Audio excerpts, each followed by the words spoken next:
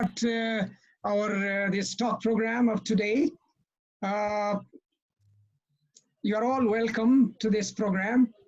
Ncdm, I'm the president of Nepal Disaster, Ncdm, Nepal Center for Disaster Preparedness, Nepal. And I have my other colleagues from Ncdm.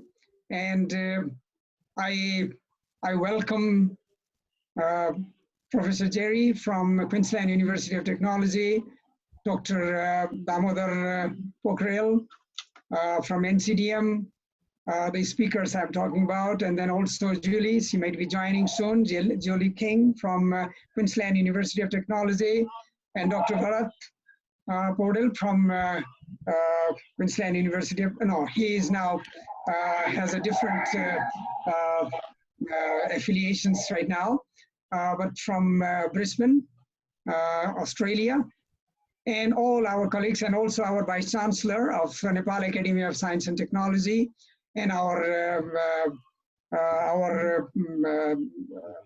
Member of Parliament, Navraj ji, and all other participants of this program. We thought that during this difficult time, that it's good to have a small talk program and having a sharing of information, sharing of experiences between the two countries, Australia and Nepal, and also way forward, what is going on the next another few months of time. We are all worried about it, and the world is worried about it. So therefore, we thought this will be a good forum to have this video talk program. And so once again, welcome you all. We have a slight modifications in the program. I hope you will not mind it because of some timing and participations. And in fact, one of our speakers,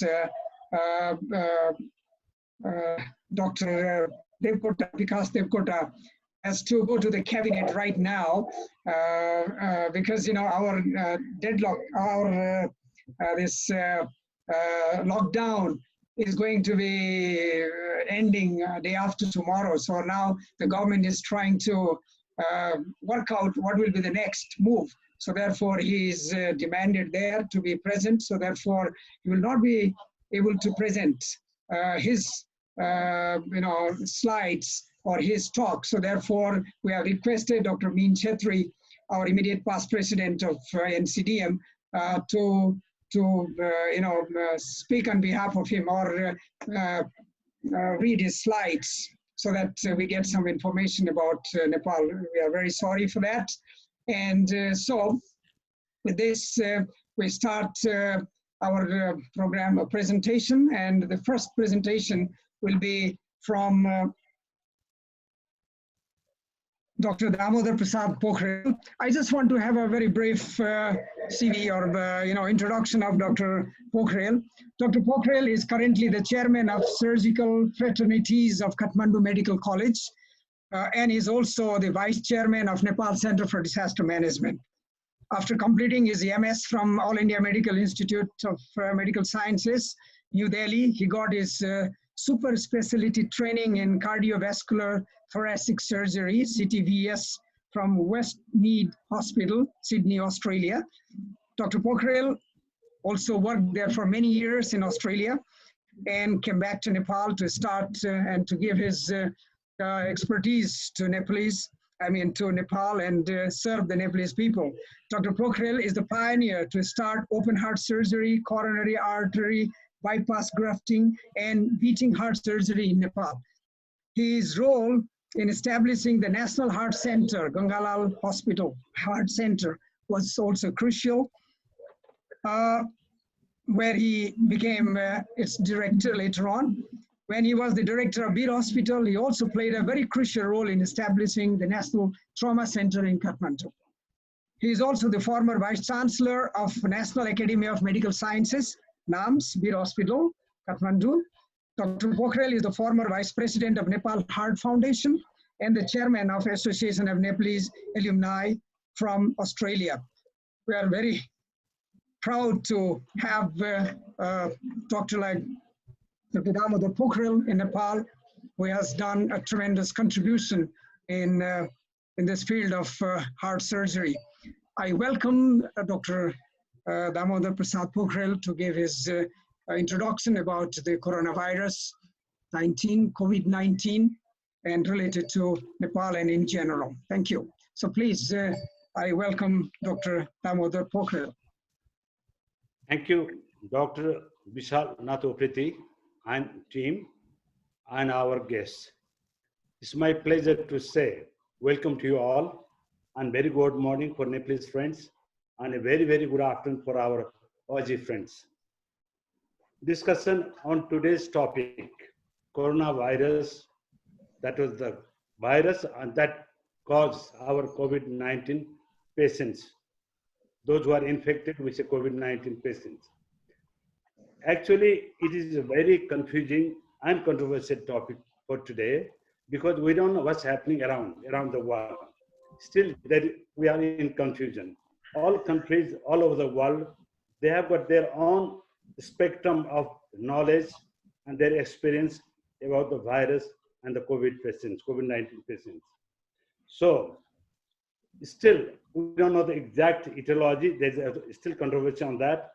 And in the management also, each country, they have got own line of management, so it differs from country to country. So when we talk about management, the crucial part for the prevention is basic social distancing and lockdown. That lockdown also has created a lot of confusions and a lot of controversies. People, they think that if we continue to lock down, actually that's needed, for the prevention.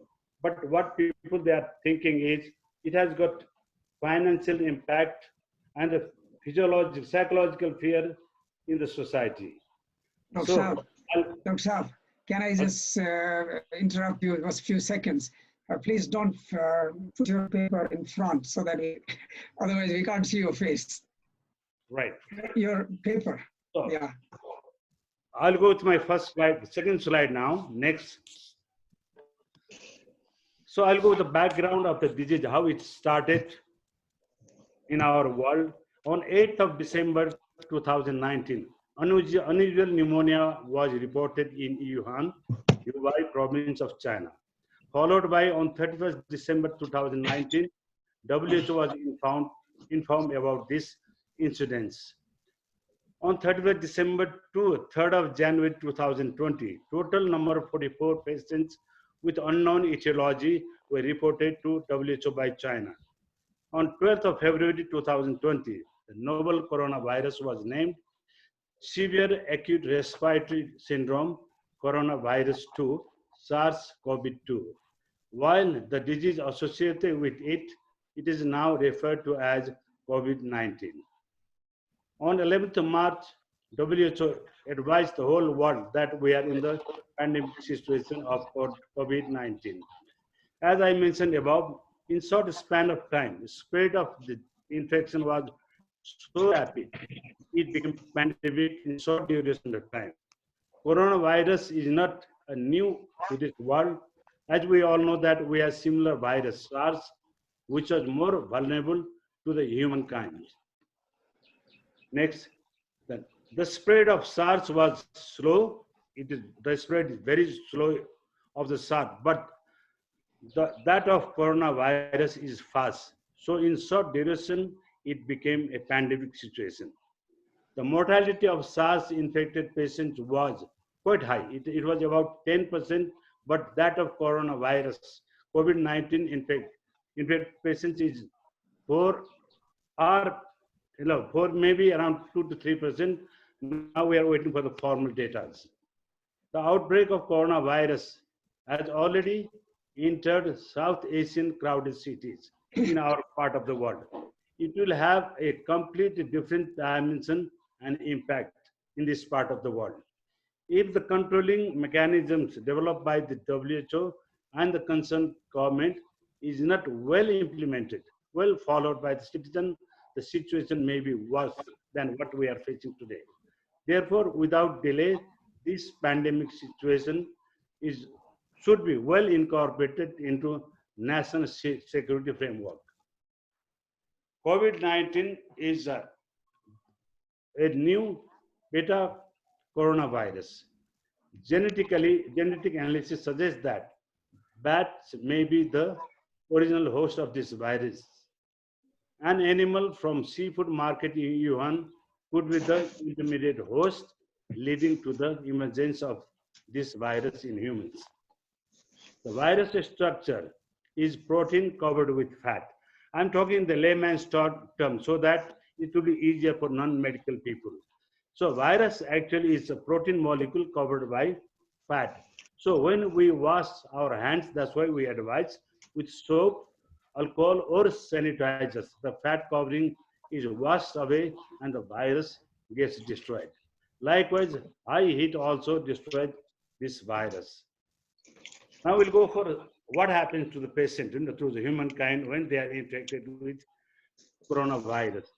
The signs and symptoms of COVID-19 is COVID-19 has a predilection for upper and lower respiratory tract alveolar cells and the spread by droplets from sneezing and coughing. So we ask our people, we advise to wear masks because this spread is mainly by the sneezing or coughing by the COVID-19 patients. The program that is later period for this infection to happen is from 2 to 10 days. Sometimes it may go up to 21 days. The reason for isolation up to 14 days was to ensure a safe return to society. It may vary in some cases also. So what do we get as a primary symptoms? Fever and shortness of breath. That's a primary symptom. Normally, the patient report they have got fever and they get shortness of breath. In few cases, muscle pain, headache, confusion, chest pain, and vomiting with diarrhea.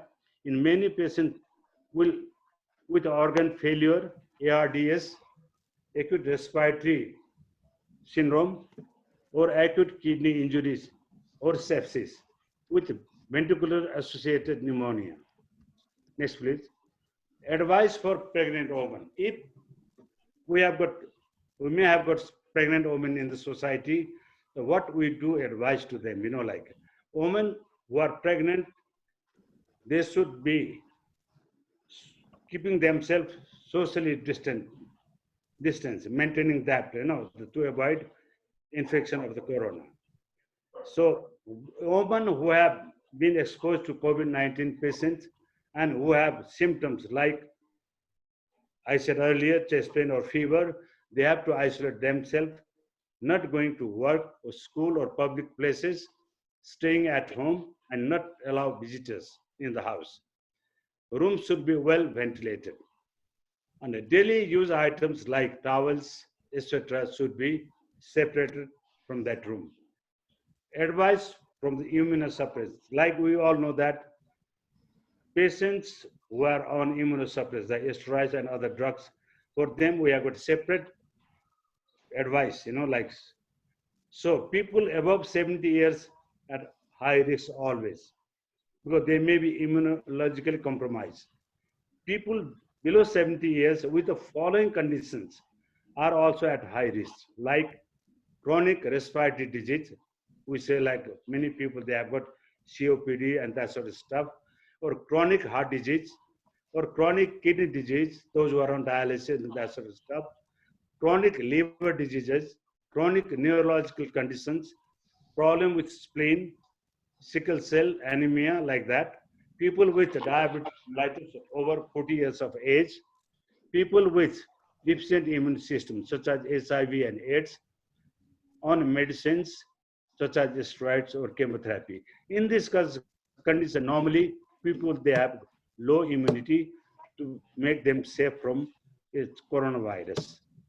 So government of Nepal has allocated hospitals for COVID-19 patients. So none of the countries in the world, they are prepared for COVID-19 patients, So every country, they have got their own experience after getting this sort of infection in that particular country. So it's for every country, it's always a learning phase.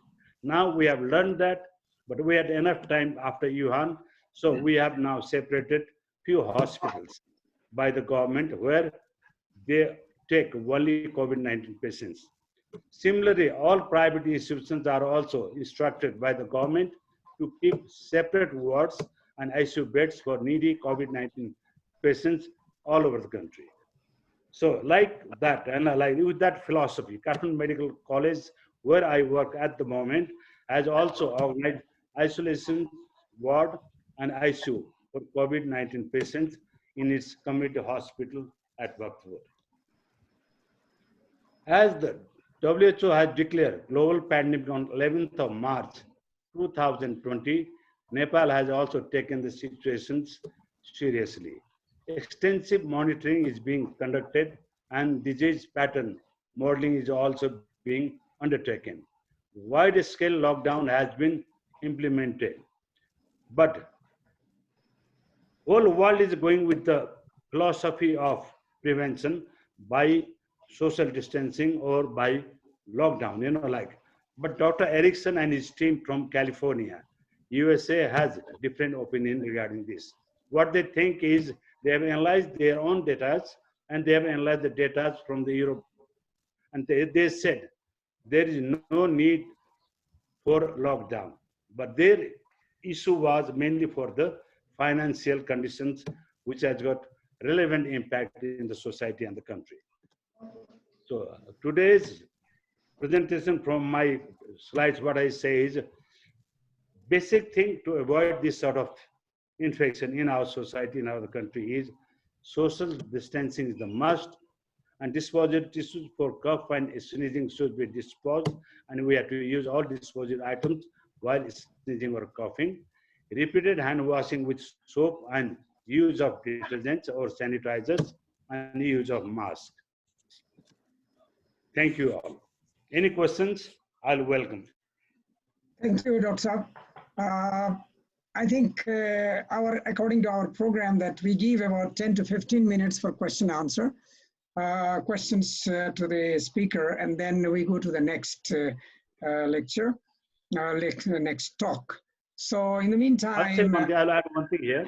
I didn't go with the country's data now because in our next presentation, which means is presenting, in that the ministry has given their data. Now today is 82, we all know. That data will come from next presentation. Thank you.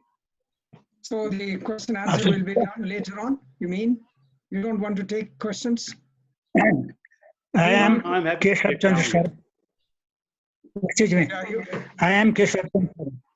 Hello. Okay. I am Keshav Chandra. I want to ask something more about Dr. Eriks of California. What exactly he said? Right. No. Is the question clear? His team, there are few doctors, they are microbiologists from California. Their study shows that now in California, the infection rate in the West Coast is a bit low than the East Coast. So they studied what they thought that in West, because there were a lot of, like all financial institutions and factories of these big houses.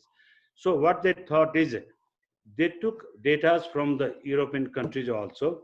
They think that if we continue with the lockdown for many days, like that may have financial crunch in the society and the country.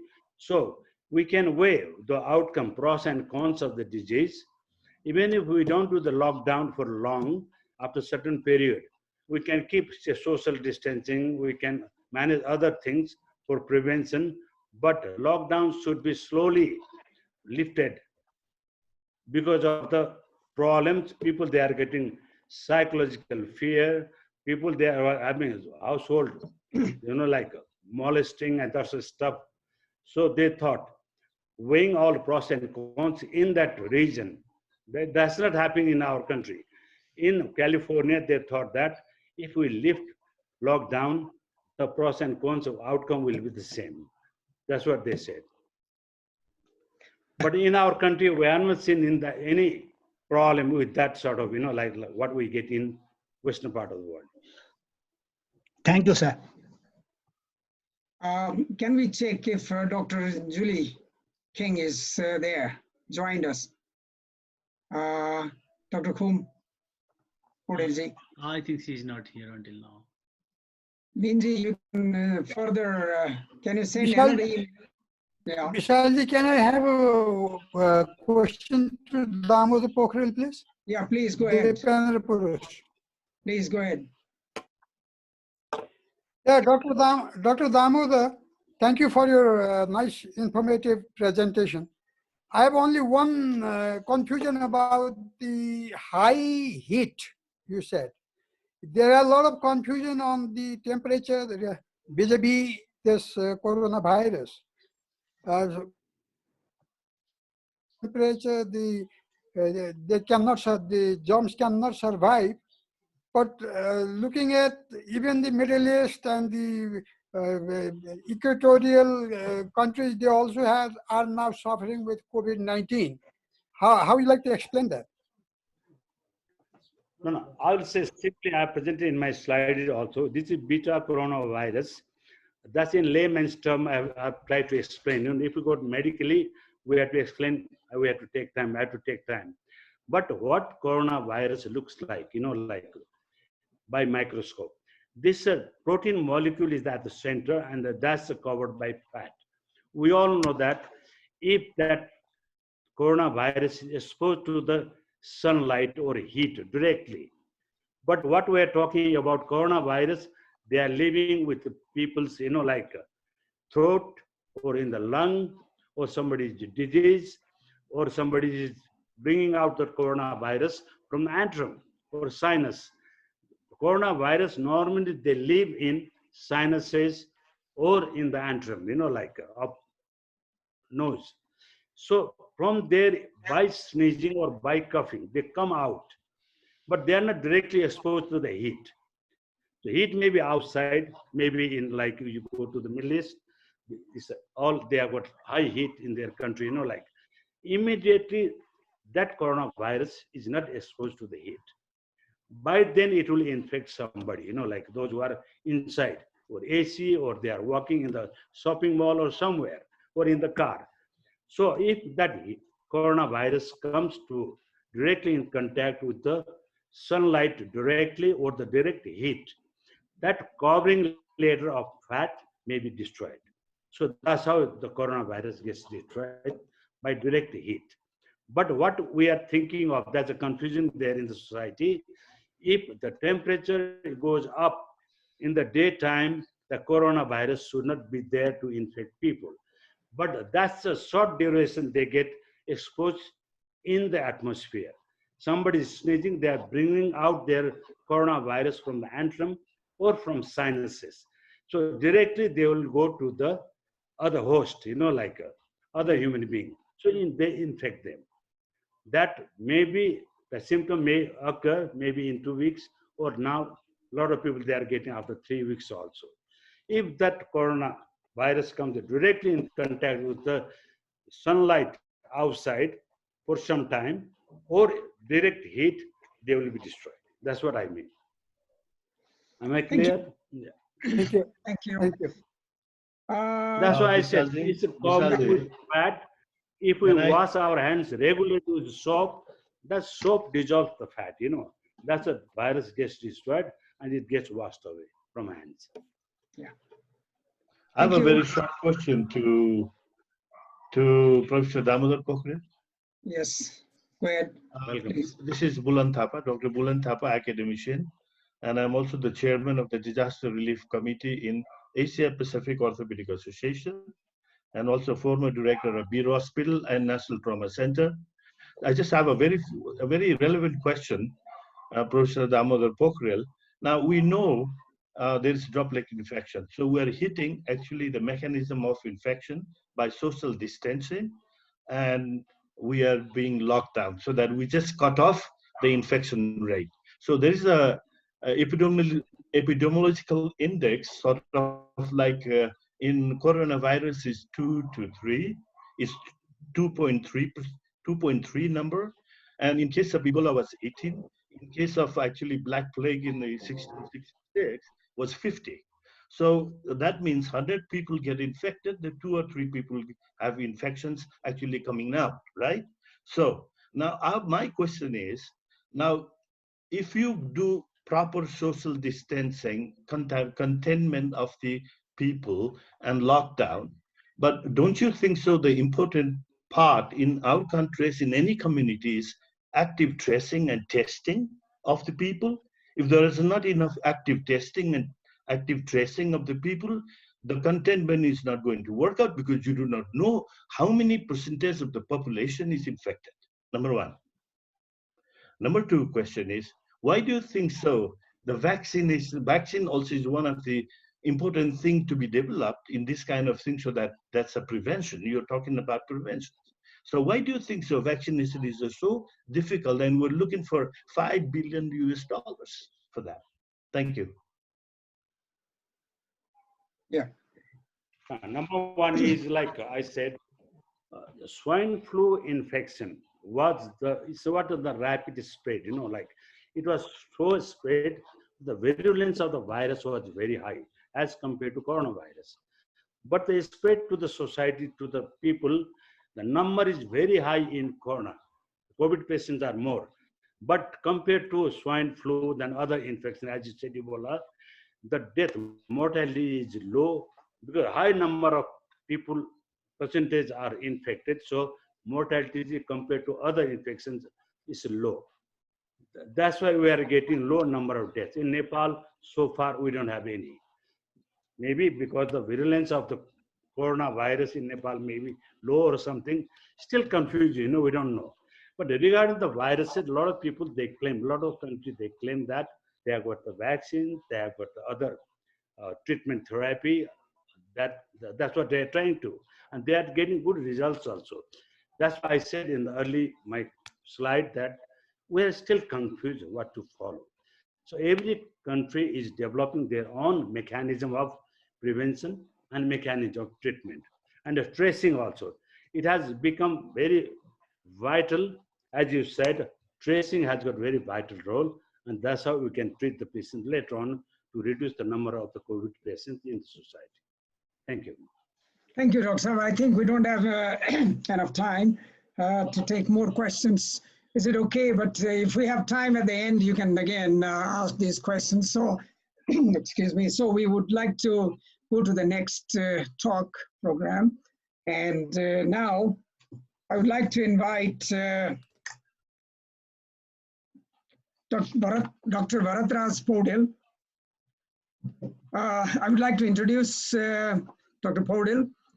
Dr. Bharatraj Podil is a Nepali citizen living in Australia for the last 10 years. He is a PhD graduate of Queensland University of Technology, QUT, Brisbane, Australia, with a research specialization in community development, emergency, and media management for disasters and emergency response.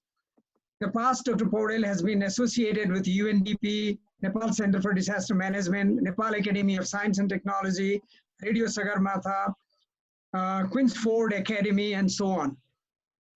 Earlier, he worked as a professional in community development, crisis, disaster, and media management with a specialization in various realms of disaster management. He has been engaged in teaching, training, in a couple of educational institutions in Australia in recent years. I invite Dr. Podil to present his talk program. Thank you. Thank you, Dr. Saab, and thank you, respected all academicians and policy makers. And especially, I would like to thank you, my principal supervisor, the then principal supervisor, Professor Jerry Fitzgerald, who is in the session now. I don't have much things to do while he's here, but I want to say something in regards to media relation in COVID crisis. I want to compare between Australia and Nepal. And I will use both Nepali and English here, so forgive me for that. Public understanding and media perspective, both are the key issues in relation to the crisis management and public response. Australia has showed a very good example of crisis management, COVID risk management this time. And Australia is the first country to come out of this crisis, I think, and New Zealand as well. And as an observer, we are seeing that Australia's government is responding this crisis with few mechanisms, as far as I know, because I can observe those things, that Australia government has Australian Health Protection Principal Committee, which is in the topmost mechanism now, and the National Cabinet, which we can see they are functioning every day, and they have meeting almost every alternative day. Today they had they just conducted one national cabinet, and the New Zealand Prime Minister was participating in that national cabinet. National cabinet is formed with the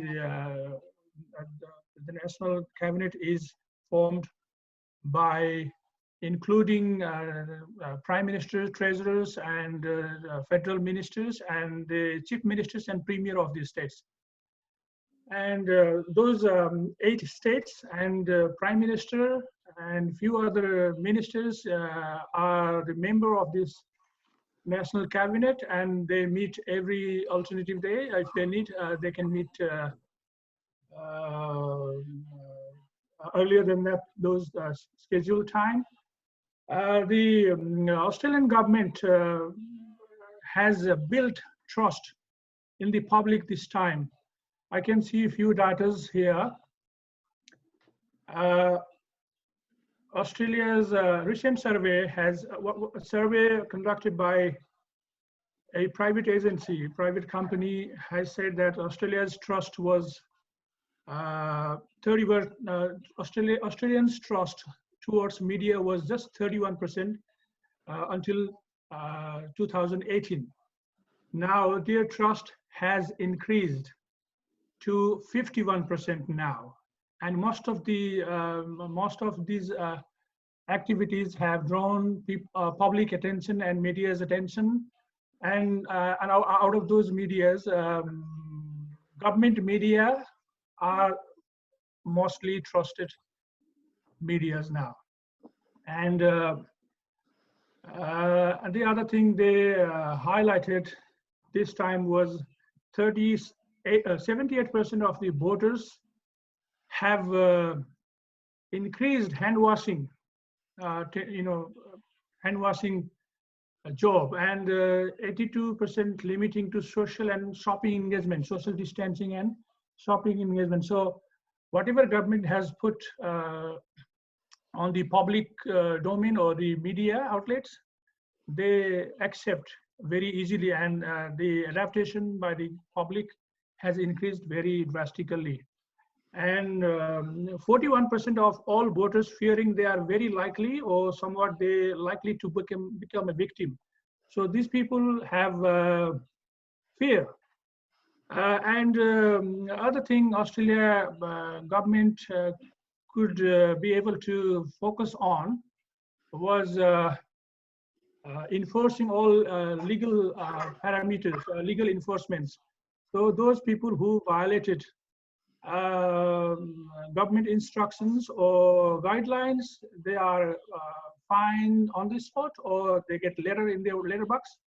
And these things are highlighted in the media. On the, so many people have been fined, and those people who were in the Bondi Beach or some other beaches or in public places and parks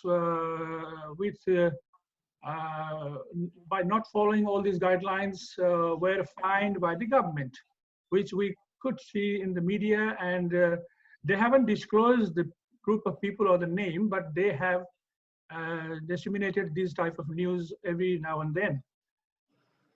So Australian government has built its trust after the bushfire. During bushfire time, Australian government was struggling to build trust between media and public and the government itself. Now they have recovered, and it is now well organized. So prime ministers and treasurers, economic stimulus package to for those Australians who were out of job or going to be out of job or currently struggling in working, finding jobs, have been paid a very good amount of money until for the next 6 months. It's going on now. So people have no complaint with government, but there are few things that government ministers have to face. Some of the ministers themselves have violated the rules, so they were fined. One of the ministers in New South Wales had to resign on moral ground. And so all these things are highlighted in the media. And a few other things I want to compare with the Nepalese media outlets. In Nepal, I was reading one report from International Federation of Journalists just today. They have said that in Nepal, this is the high time that media is going to be under big crisis. They have sustainability crisis, they have job crisis, and the private media outlets are laying off their staff, cutting their shift, and reducing their hours. And they are not provided with all these precautions. They don't have PPEs to wear in the newsroom, or while they are in the field, they don't properly get those PPEs.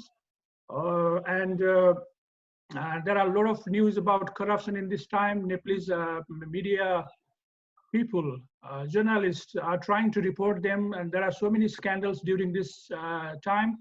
And these scandals and the news were tackled by the government very badly. They should have listened to those reports, or they should have responded what has happened in regards to this corruption or irregularities.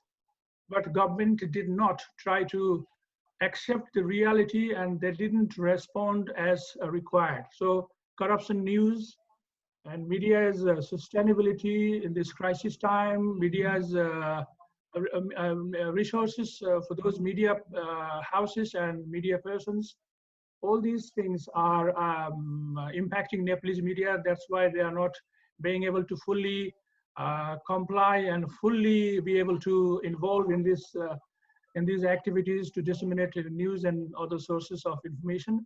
And on the media part, there are some problems in media parts as well. So private media outlets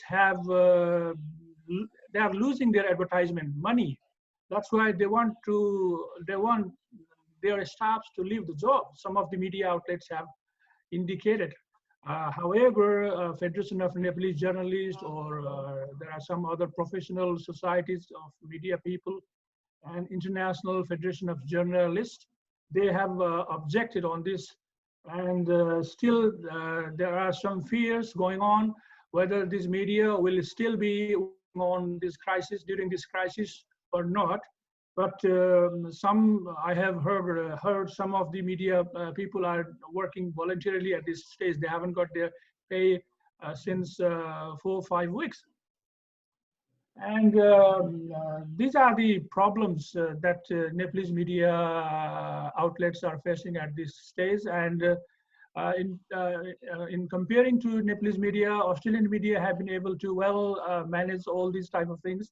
Government has provided some funds to stay in the media market for those big media outlets, so that can help them until situation worsens. And Australian media have a very good culture of putting people's voice, vox pop, we call vox pop. So they go to the street and they talk to the people, and they take their voice, and they are fully using their PPEs. And some people have been advised to work from home. Still, they are using their television screens from home, which is helping to keep people in distance and be safe in this crisis. And Australian media people have been used to with these circumstances. So they are now ready to work like this. They are used to working like this for a few months or in the upcoming days. So there is a very vast difference between Nepal and Australian media working in the crisis situation. So we also urge Nepal government or Nepalese media professional societies to act in this time of crisis. Already IFJ has released one report last week that has indicated the problems going on in Nepal, which cannot be resolved within the current circumstances, because the government was busy on power play. The government was engaged in internal party conflict, which has badly impacted COVID crisis response from media. The media's attention were in politics, not in COVID. So that was the big problem. However, government has subsided that internal party conflict for now. But the aftershock of that political turmoil is still being felt. So we need to be vigilant on this. All these policymakers, disaster planners have to work towards that. That part of our roles, our Ncdm, Tribhuvan University, NAST, and all these agencies have to remind that government has to provide a space to all stakeholders equally in this crisis. And now there is one different thing that is happening between Australia and Nepal. Rapid test, which is going on in Nepal, has lost public trust. So that has to be discouraged by our organizations. So that if that rapid test has trust in public, that has to come up with the evidences. Otherwise, we have to go to the scientific method, and that has to be disseminated in all media outlets. That news has to be in priority, and that news or that information has to be updated within all these agencies and influencing bodies of Nepal. So and another thing is in this type of crisis which has emerged in after almost 100 years, after a century. Women journalists, women politicians, and women activists have been very effective in crisis management. I was reading one news in the Australian the other day, no, the Telegraph and the other news. Political leaders, women political leaders and women journalists have been able to influence public very effectively. So, for example, New Zealand's Prime Minister Jacinda Ardern, Germany's Chancellor Angela Merkel, and Finland's Prime Minister Sanna Marin, and Norway's Prime Minister, and a few other Prime Ministers and leaders of the countries, island countries, Iceland, and a few other countries have effectively played their role, and medias have picked up their stories, their engagement in crisis management, the COVID management. That's why that message has been effective in the public. So people have responded their instructions very quickly. So if we had a few leading people in Nepal, those from the women's front would have been more effective. We can see that ladies news readers, ladies reporters are in the front line of media reporting. But are they being protected by the government, or are they aware of all these protective or safety measures? That is the question. So the crisis is like to become more critical in coming days in both public or media sector or private media, or even in the government media sector. It is going to be, because they don't have a story, they have to speak on behalf of the government, and there won't be any criticism against the government, and these stories will not be impacting in the public. So going through the financial crisis is one problem in media. Going through the resource crisis will be another problem. People's engagement in front line will be a problem because they feel risky. So all these things are happening in Nepal, but in comparing to Nepal's position, Australia is a good example. So we are experiencing every day. I'm watching all these press conferences, and I can see that all these chief medical officers from all states and chief medical officer in federal level, Professor Brendan Murphy, have been actively, effectively messaging their messages to the media, and media people have demonstrated their ability to be safe and to be more interactive in this type of crisis. They are asking a lot of questions about public concern.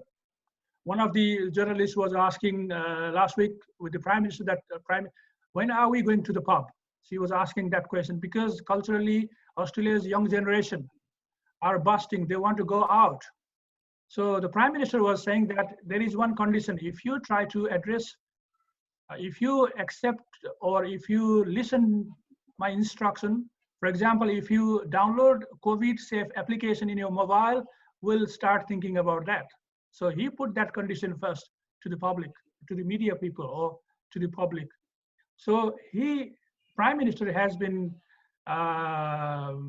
urging to all walk of life to be part of every move the government is taking at this stage.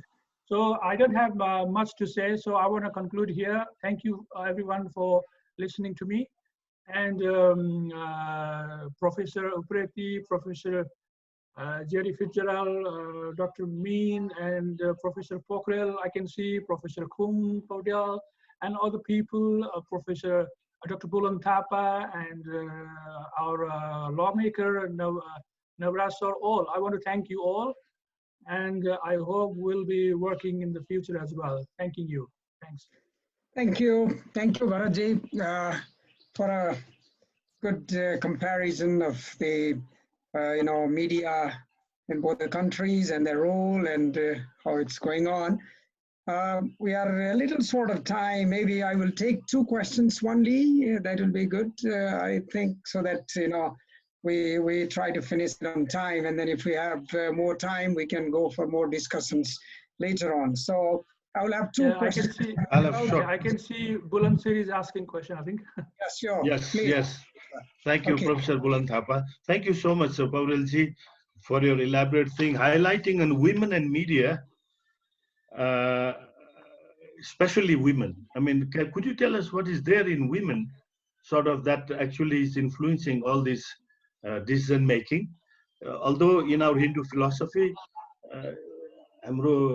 हाम्रो देवीहरू चाहिँ एकदम नै they were very much involved by gods to kill all these Rakshas, all these Misas and all these people.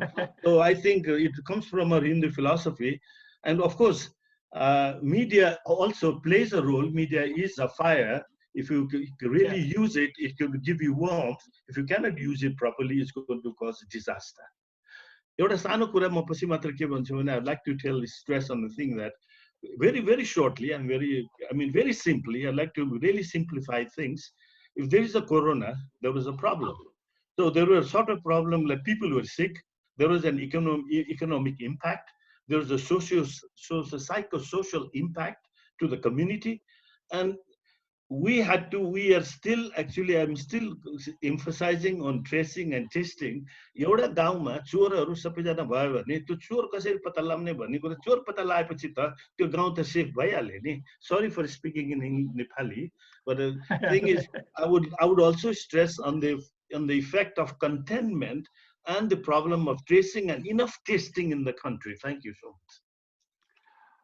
म अलिकति नेपालीमै यहाँ जोड्न चाहन्छु. I think हाम्रो कल्चरल एस्पेक्टले चाहिँ महिलाको रोललाई रेस्पेक्ट दिएको हुनाले त्यसको त्यो इफेक्टिभ हुन्छ कि भन्ने नेपालको उसमा हो। तर वेस्टर्न कन्ट्रिजहरूमा पनि महिलाको रोललाई एउटा चाहिँ त्यो एउटा ग्ल्यामर पनि भयो, सोसियल ग्ल्यामर पनि भयो, र अर्को चाहिँ यङ महिला लिडरहरू चाहिँ अहिले यो ग्लोबल एउटा टेन्डेन्सी पनि हो। अहिले जस्तो डेनमार्क, फिनल्यान्डदेखि लिएर न्युजिल्यान्ड हुँदै क्यारिबियन कन्ट्रिजहरू र अरू एक दुईवटा अनि ताइवानमै पनि हेरौँ, यो सबै कन्ट्रीहरूमा चाहिँ अहिले यङ भनौँ न 50 सम्मका वुमेन लिडरहरू, 30 देखि 50 सम्मका वुमेन लिडरहरूलाई पब्लिकले रुचाएको चाहिँ एउटा पब्लिक एटेन्सन उनीहरूकोमा बढी, उनीहरूसँग बढी कन्फ्लिक्ट नगर्ने सोसाइटीको नेचरले गर्दाखेरि त्यो चाहिँ that has been increasing lot. And I wish Nepal has to start in that way, but we don't have that many leaders. Fortunately, we have women president in the country, but the role of president as a woman hasn't been effective in recent days. So we can experience that in our way. But there are a lot of women journalists working in the field. They have been more effective than the men journalists. So यो चाहिँ एउटा जुन मान्छेलाई अर्ज गर्यो भने चाहिँ घरमा पनि श्रीमतीले अथवा छोरीले श्रीमानलाई अथवा बाउलाई यसो गर भन्यो भने छिटो सुनिन्छ, तर छोराले भन्यो भने कम सुनिन्छ, अथवा छोराले भन्यो भने हामीले तुरुन्तै कहिलेकाहीँ रिप्लाई पनि गर्छौँ। त्यसले गर्दाखेरि यो हाम्रो यो वेस्टर्न सोसाइटीमा पनि त्यसको इम्प्याक्ट बढी हुँदो रहेछ। त्यो चाहिँ प्र्याक्टिकल्ली हेरेर थाहा भयो। र अहिले तपाईँले अहिले झन्डै चुनाव 3 महिना अगाडि भएको भए हार्ने स्थितिमा पुगे कि न्युजिल्यान्डकी प्रधानमन्त्रीको सबै यो पब्लिक एप्रुभल रिकभरी भएर अहिले हाई लेभलमा पुगेर अहिले चुनाव भयो भने ऊ 2/3 बहुमतले पनि जित्ने, र अस्ट्रेलियाको प्रधानमन्त्री पनि अहिले चुनाव भयो भने 2/3 बहुमतले जित्ने। अर्को इन्ट्रेस्टिङ कुरा, अस्ट्रेलियामा किन महिलाहरूको इफेक्टिभ भयो भने यहाँका मेडिकल अफिसरहरू धेरै महिलाहरू छन् जो टेलिभिजनमा दिनदिनै बोलिरहेका हुन्छन्। अनि प्रिमियरहरू पनि 2टा महिला नै छन्, जो चाहिँ सबभन्दा शक्तिशाली स्टेटको प्रिमियर पनि महिला, स्याडो होम मिनिस्टर पनि महिला जो पहिला प्रिमियर, अहिलेको क्विन्सल्यान्डको प्रिमियर पनि महिला, एडिलेड साउथ अस्ट्रेलियाको चिफ मेडिकल अफिसर पनि महिला, अनि न्यू साउथ वेल्सको चिफ मेडिकल अफिसर पनि महिला। झन्डै 25 जना जतिको एउटा इफेक्टिभ रोल महिलाको। हाम्रो प्रेसिडेन्ट पनि महिला हुनुहुन्छ बाइ द वे। मैले त्यही भन्दै थिएँ अघि, मैले प्रेसिडेन्टको रोलको कुरा गरिसकेँ मैले अघि हाम्रो, तर पनि that hasn't come up with effective deliberation from her part, so we should urge that she can play good role. Lakshmanji हुनुहुन्छ, लक्ष्मण उप्रेतीजी हुनुहुन्छ, he is asking लक्ष्मण सरलाई पनि नमस्कार। हजुर, थ्यांक यू भराजी। सबैजनालाई नमस्कार राख्छ अन टाइम डिस्कसनको लागि। भराजीलाई मैले एउटा कुरा सोध्न चाहे, दुईटा खास गरी। एउटा चाहिँ अस्ट्रेलियामा किन गभर्नमेन्ट मिडियाहरू चाहिँ क्रेडिबल, अरू चाहिँ नन क्रेडिबल भयो कि they are not following the ethics of journalism? होइन, उनीहरूको क्लियर के छ भने अहिले चाहिँ यो क्राइसिसको बेलामा चाहिँ गभर्नमेन्ट मिडियालाई चाहिँ यहाँको हाम्रो जस्तो नेपालमा जस्तो गभर्नमेन्ट मिडियाले पनि एड लिएर गर्ने भन्ने छैन। यहाँ चाहिँ गभर्नमेन्ट मिडिया पुरै क्लिनमा जान्छ, क्लिन फिडै भनौँ, त्यो छैन। उनीहरूको एडहरू नभएको हुनाले उनीहरूको चाहिँ गभर्नमेन्टले दिएको सब्सिडीमा उनीहरू चल्नुपर्ने भएपछि उनीहरूलाई अहिलेको क्राइसिससँग मतलब भएर सरकारले पाल्ने भयो। तर प्राइभेट मिडिया चाहिँ अहिले अलिकति क्राइसिस, फाइनेन्सियल क्राइसिसमा देखिएको हुनाले थोरै क्राइसिसमा उनीहरू 50% जति क्राइसिसमै छन् भनौँ न। कतिपय ठाउँहरूमा स्टाफ पनि घटाएको अथवा आवर घटाएको छ, तर पनि उनीहरूको जब फेरि ब्याक हुन्छ। तर अहिले त्यो कारणले गर्दाखेरि थोरै मान्छेहरू इन्भल्भ भए, त्यसको इफेक्ट यो बेलामा क्राइसिसको बेलामा सबभन्दा पहिला सुन्ने के भने गभर्नमेन्टको चाहिँ एसबिएस र चाहिँ एबिसीले चाहिँ सबभन्दा बढी चाहिँ यो गभर्नमेन्टको प्रेस कन्फरेन्सहरूलाई एकदम रिले गरिरहेको छ। दिनको 3वटा 4वटा प्रेस कन्फरेन्सहरू भइरहेको छ, भेरी इम्पोर्टेन्ट प्रेस कन्फरेन्सहरू। अरू देशहरूमा, हाम्रो नेपालमा चाहिँ बेलुका साँझ हाम्रो डाक्टर विकास देवकोटाले एउटा प्रेस कन्फरेन्स गर्नुहुन्छ। He is doing very good job, but our leaders are not doing anything as their role, because उनीहरू पनि आफै प्रधानमन्त्री र मन्त्रीहरू अथवा स्वास्थ्य मन्त्री नै अगाडि आएर हरेक दिन पब्लिकसँग इन्टरेक्सन गर्नुपर्ने, मिडियासँग इन्टरेक्सन गर्नुपर्ने हो। यहाँ चाहिँ प्राइभेट मिडियाहरू अलिकति यो बेलामा खस्किन खोजेको हुनाले सरकारले अलिकति पैसा दिएर यिनीहरूलाई थामथुम बनाएको छ। जुन जुलाईसम्म यिनीहरूको चाहिँ आर्थिक सङ्कट हुँदैन, त्यो बिचमा अस्ट्रेलिया फेरि रिभाइभ गर्यो भने फेरि ती मिडियाहरू आउँछन्। त्यसो भए यो बेलामा क्राइसिसको बेलामा उनीहरू प्राइभेट मिडियाले पनि गभर्नमेन्टकै कुराहरूलाई रिले गरेका छन्। धेरै जसोले गभर्नमेन्टकै प्रेस कन्फरेन्सहरूलाई रिले गरेका छन्। तर पनि यहाँ अझै पनि बिहानी सोहरूमा सबभन्दा बढी पावरफुल प्राइभेट मिडियाकै इन्टरेक्सनहरू मानिन्छ। गभर्नमेन्टको इन्टरेक्सनहरूमा पनि सरकारको बढी आलोचना हुन्छ। अस्ति भर्खर प्रधानमन्त्रीले यो मिडल इस्टको एउटा विषयमा चाहिँ यहाँको अस्ट्रेलियाको पत्रकारको घरमा छापा मारिएको लास्ट इयरको एउटा विषयमा चाहिँ प्रधानमन्त्रीले यो सरकारी मिडियाले हाम्रो असाध्यै आलोचना गर्यो। कुनै पनि देशमा आफ्नै सरकारी मिडियाले आफ्नै आलोचना गर्यो भनेर प्रधानमन्त्रीले रोदन गरेको मैले कहीँ पनि देखेको थिइनँ, यहाँ देखेँ। त्यसले गर्दाखेरि सरकारी मिडिया नै सरकारको सरकारको बारेमा क्रिटिकल भइरहेको बेलामा प्राइभेट मिडिया त त्यसै पनि हुने नै भयो। प्राइभेट मिडियालाई अलिकति स्पेस कम भएको बेलामा प्राइभेट मिडियाले गभर्मेन्टकै मेसेजहरूलाई रिले गरेको हुनाले उनीहरू अहिले पनि पब्लिकमा छाइरहेका छन्। त्यो भएको हुनाले अहिले इफेक्टिभ चाहिँ गभर्मेन्ट मिडिया छ यतिखेर अस्ट्रेलियामा। प्राइभेट मिडियाहरू अलिकति स्लो छन्, तर पनि अरू बेलामा त फेरि सबैको रोल बराबरै जस्तो देखिन्छ यहाँ चाहिँ। जस्तो प्रिन्टहरूमा चाहिँ अहिले अर्को एउटा राम्रो काम के गरिदियो भने कतिपय यो अनलाइन न्युजहरूले चाहिँ अहिले हामीले अनलाइन न्युज त्यतिकै हेर्न पाइँदैन नि अस्ट्रेलिया, 5 वटा अथवा 6 वटा भन्दा महिनाको हेर्न पाउँदैन हामीले। मोबाइलबाट खोल्यौँ भने पनि योर नम्बर्स हेज गन भन्छ। तर अहिले चाहिँ यो क्राइसिसमा कतिपय मिडियाहरूले चाहिँ फ्रीमा अनलाइन सब्सक्रिप्सन यो 1-1.5 महिनालाई गरिदिएका छन्, त्यसले गर्दा पब्लिक एक्सेस बढेको छ। ओके, अर्को एउटा चाहिँ जस्तो हाम्रो नेपाली कम्युनिटी धेरै बसेको देश पर्छ अस्ट्रेलिया हैन, स्टुडेन्ट अब academician as well as worker, कस्तो छ उनीहरूको सिचुएसन देयर? उनीहरूले स्टेटको प्रिभिलेज पाएको छ अथवा उनीहरूले स्ट्रगल गरिराख्नु पारेको छ आफ्नै हिसाबले यो पेन्डेमिकको? होइन, यस्तो छ अहिले त अब यहाँको पर्मानेन्ट रेसिडेन्ट र सिटिजनहरूले अस्ट्रेलियामा त्यो सरकारको जब किपर र जब सिकर भन्ने दुईटा पेमेन्ट पाउँछन्। जब जानेहरूले जब किपर पाउँछ, जब जानेहरूले जब सिकर पाउँछ। जबमै भएको तर सिफ्टहरू घटेको अथवा आफूलाई इम्प्याक्ट परेकोहरूले चाहिँ जब किपर पाउँछ। त्यो चाहिँ झन्डै 2 हप्ताको 1500 जति हुन आउँछ। अनि त्योभन्दा अगाडि सरकारले $750 को चाहिँ एउटा स्टिमुलस फालिएको थियो पहिलो हप्ता दोस्रो हप्ता जुन क्राइसिस सुरु भयो। त्यसले गर्दाखेरि मान्छेहरू अलिकति अल्छी त हुँदै गएका छन्, मान्छेहरू घरबाट काम गरेका छन्। अब कुनै पनि युनिभर्सिटी कलेज स्कुल बन्द छैन अस्ट्रेलियामा। यो चाहिँ विश्वभरिमा यो लकडाउन भन्ने जुन भनिएको छ त्यो अस्ट्रेलियामा इन रियल सेन्स हाम्रो जस्तो लकडाउन छैन। सपिङ सेन्टरहरू पहिलेदेखि खुलिरहेकै थिए, त्यहाँ चाहिँ मान्छेहरू थोरै जान्थे। पोस्ट अफिसहरू पहिलेदेखि खुलिरहेकै थिए, थोरै जान्थे। इमिग्रेसनको अनलाइन सिस्टम सुरु भएको छ। अदालतमा तपाईँ जानु पर्दैन, अदालतले तपाईँसँग बयान लिनु पर्यो भने स्काइपबाट लिन्छ। त्यो भएको हुनाले यो सबै चिजहरू अनलाइन र डिजिटल सिस्टममा गएको हुनाले र यो मिडिया आउटलेट्सहरू पनि धेरै जसो डिजिटल फर्मेटमा, जस्तो अहिले यो जुम जस्तै गरेर मिडियाहरूले इन्टरेक्सन चलाइरहेका छन्। धेरै जसो मान्छेहरू त्यहाँ जान नसक्ने स्थिति भयो भने र अहिले चाहिँ यो गएको 3-4 दिन यता चाहिँ मिडियाहरूभित्रै अहिले चाहिँ फिजिकल्ली मान्छेहरू उपस्थित भएर छलफलहरू चलाउन थालिसके। त्यसले गर्दाखेरि यो नर्मल सिचुएसनमा गइसकेको छ अस्ट्रेलिया। र नेपालीहरूको कुरा अघि गर्दाखेरि जो नेपालीहरू छन् स्टुडेन्टहरूको क्राइसिस चाहिँ अब बल्ल सुरु हुँदैछ। त्यो क्राइसिस भनेको चाहिँ उनीहरूको फी तिर्ने क्राइसिस हो। उनीहरूलाई खाना बस्न हाम्रो नेपालीहरू कल्चरली आफ्नो मामा काका भान्जा भनेर हेर्ने चलन छ, दाजुभाइ भनेर हेर्ने चलन छ, गाउँले भनेर हेर्ने चलन छ। उनीहरूलाई खानको लागि अथवा बस्नको लागि समस्या होइन, उनीहरूलाई चाहिँ फी तिर्ने समस्या अब नेक्स्ट सेकेन्ड सेमेस्टरबाट चाहिँ यी विद्यार्थीहरूलाई ठुलो समस्या पर्ने देखिन्छ। र अहिले विभिन्न बिग एजुकेसन इन्स्टिट्युसन्सहरू where Nepalese people have invested money have come up with some solutions, but that is not sufficient.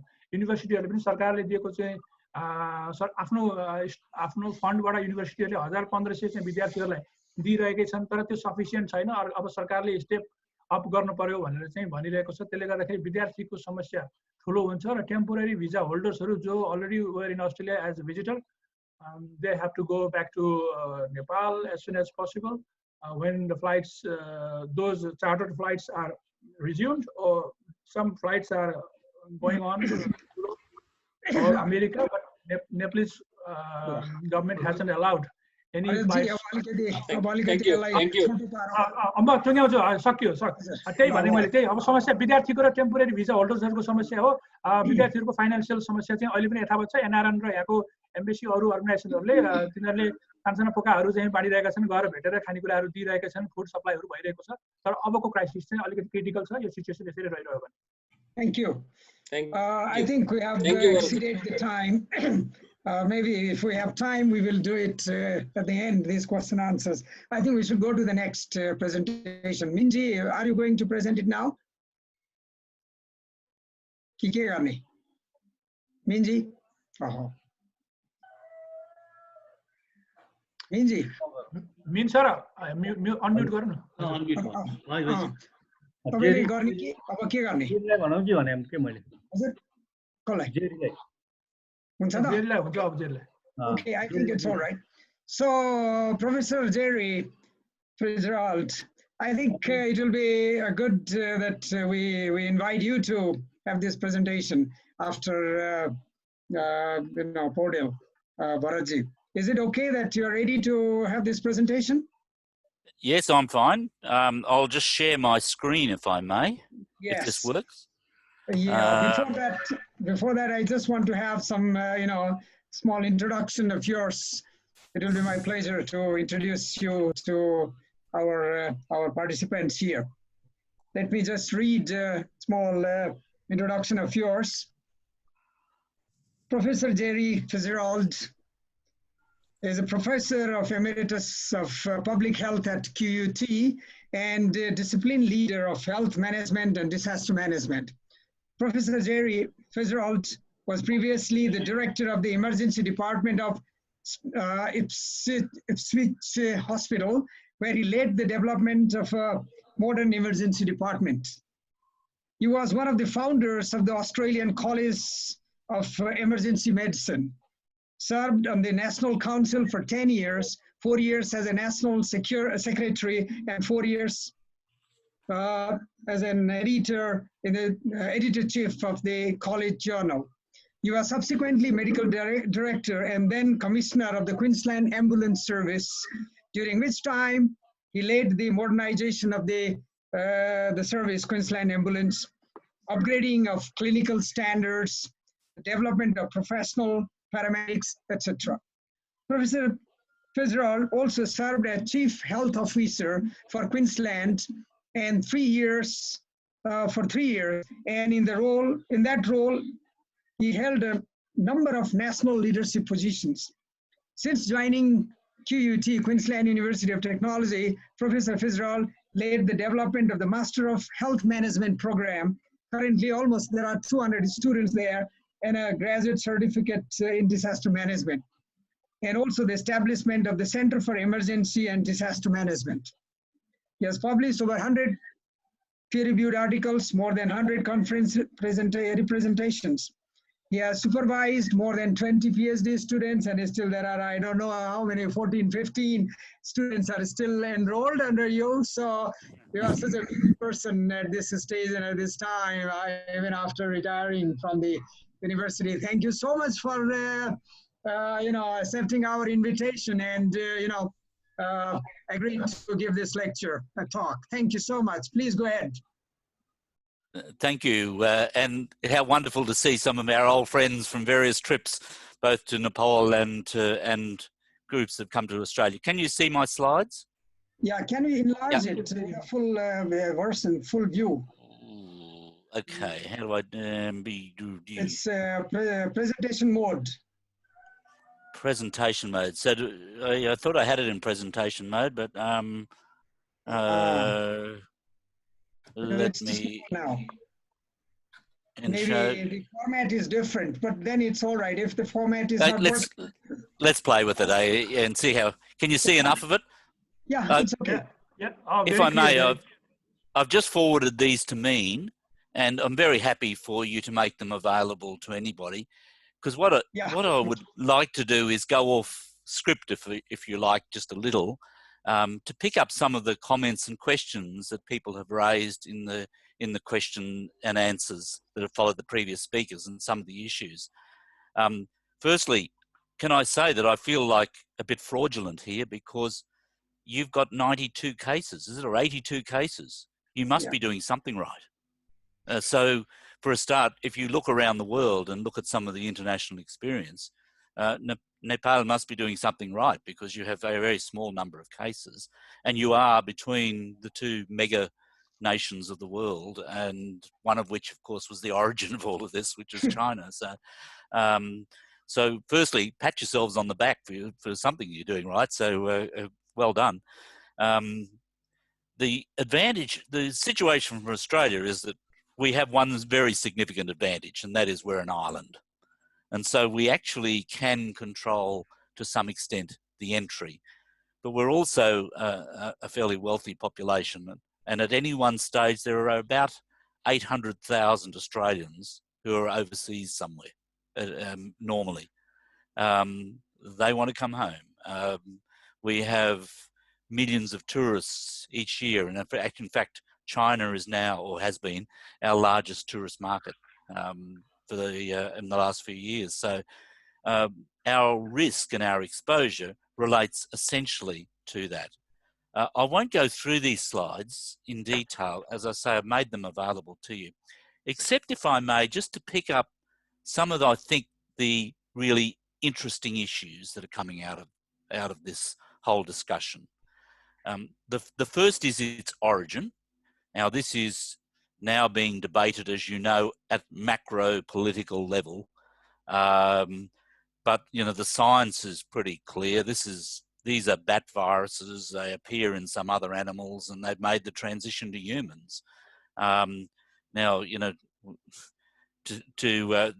that's quite explicable. There's a reasonable and explicable basis for that, and I'm not sure that we need to go looking into whether this is an issue of biological warfare or any of the other sort of things around. I mean, that's a reasonable explanation.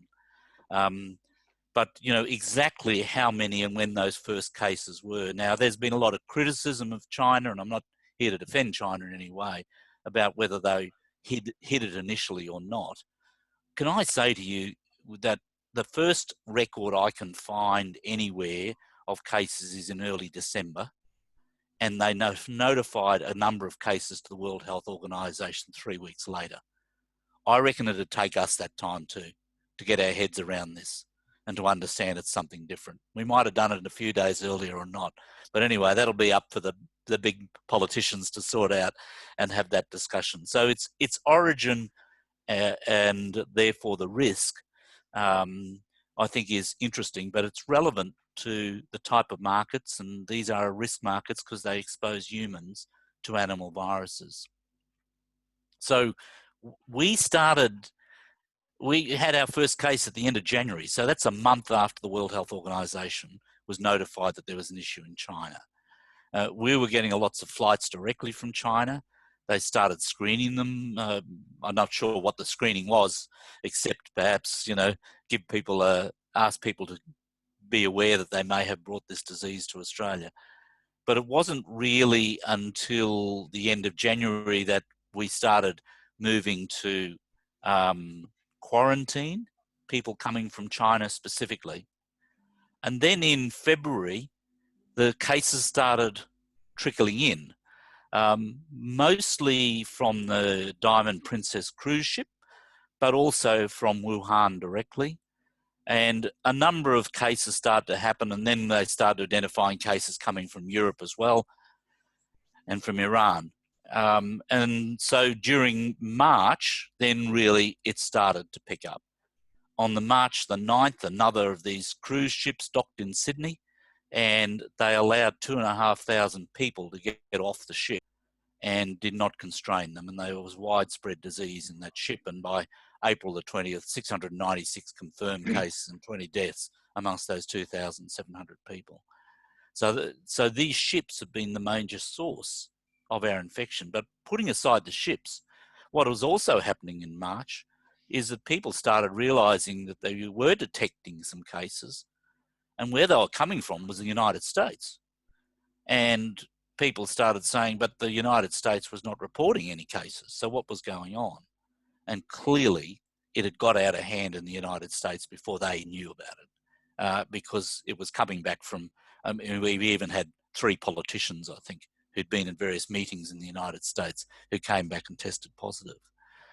And then so gradually throughout March, when the cases started growing, then we started to implement enhanced personal hygiene and enhanced social distancing, starting with banning mass gatherings and then gradually encouraging people to work from home for non-essential workers, and progressively cafes and shops and non-essential shops, we kept the food stores open, were closed, and effectively the population was locked down, if you call, I'm not sure what that term means, with the exception of essential workers, was locked down to enable the enhanced social distancing, to break the transmission of the disease so that the system could control it.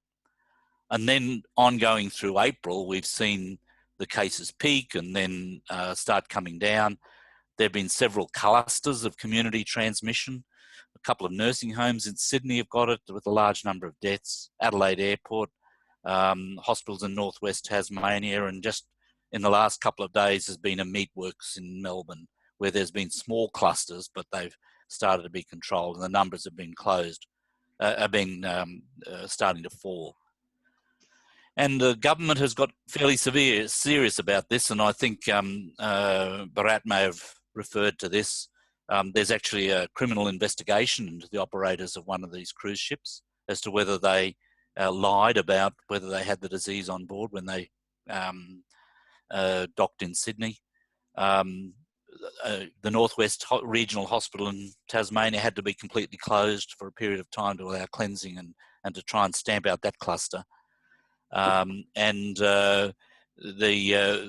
All people coming back into Australia as of the early April were required to go into quarantine at hotels for 2 weeks, and the government took it seriously and actually jailed a guy who came back who kept nicking out of the hotel to go and visit his girlfriend. So they were taking it seriously. So now we have relatively small numbers now occurring mostly of people who've returned from overseas or known contacts of people who have. So in essence, through collective effort, we've been able to suppress the outbreak. What that means, of course, is that at this stage, we've had about 8,000 cases, which embarrasses when you compare to your 82, and we've had just under 100 deaths. Of course, as you know, with this disease, mostly amongst the elderly. So each day, the government puts all of this information into the public arena. And there's this spreadsheet or template that the government has on the website, which identifies where all the cases are, all those sorts of things. I want to point out a couple of things that we might come back to in your questions. One is that they've done nearly 750,000 tests and identified about 8,000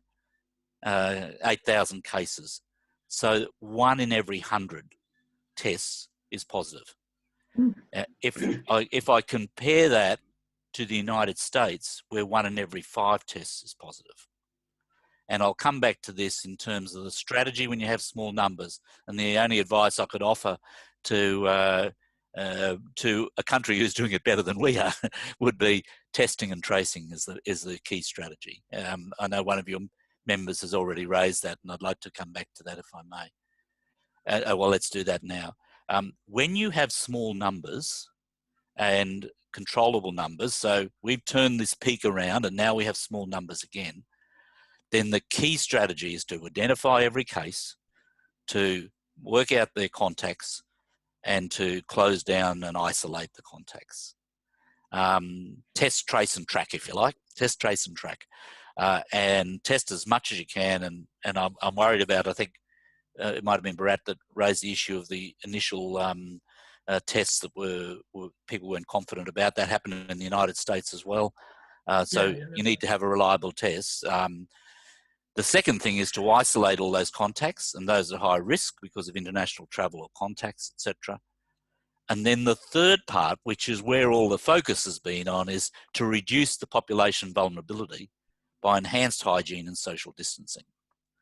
And so that really is just so that if you miss the cases and they break out, then they're less likely to spread quickly and you can jump on them. So you get little clusters and you can jump on them, but it's about testing, tracking, and tracing. So this is what our curve looks like. And as you can see back here, which was early March into April, we look like we're heading down Italy, the pathway of Italy and United States and France and UK, etc., and Spain, into complete catastrophe. But this peaked at about 400 or 500 cases a day.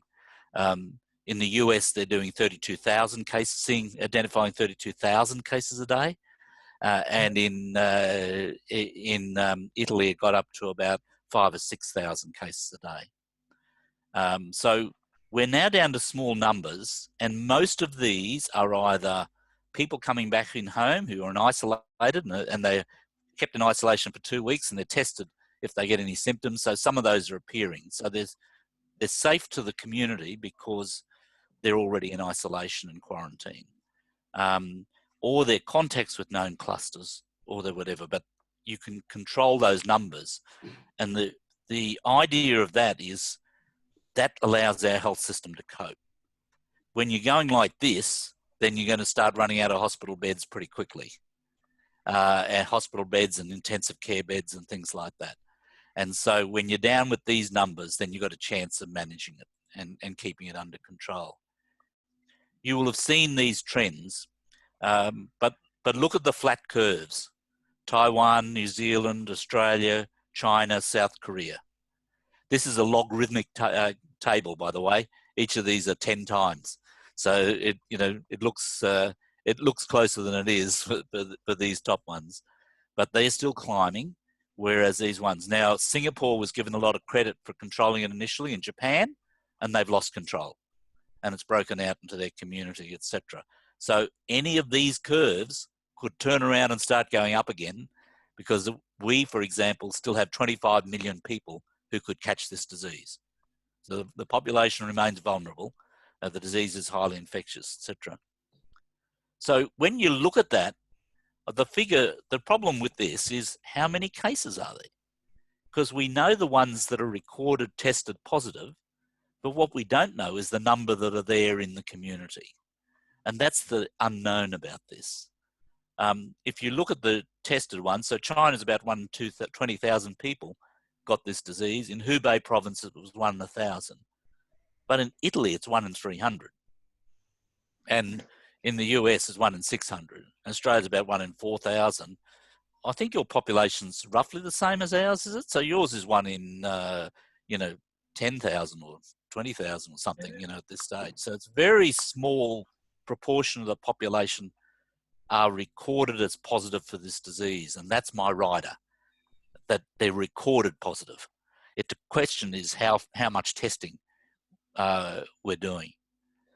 But when people often say, I think somebody mentioned before, the first speaker, I think, mentioned the Californian commentary about, I don't know whether about whether you should lock down and things like that.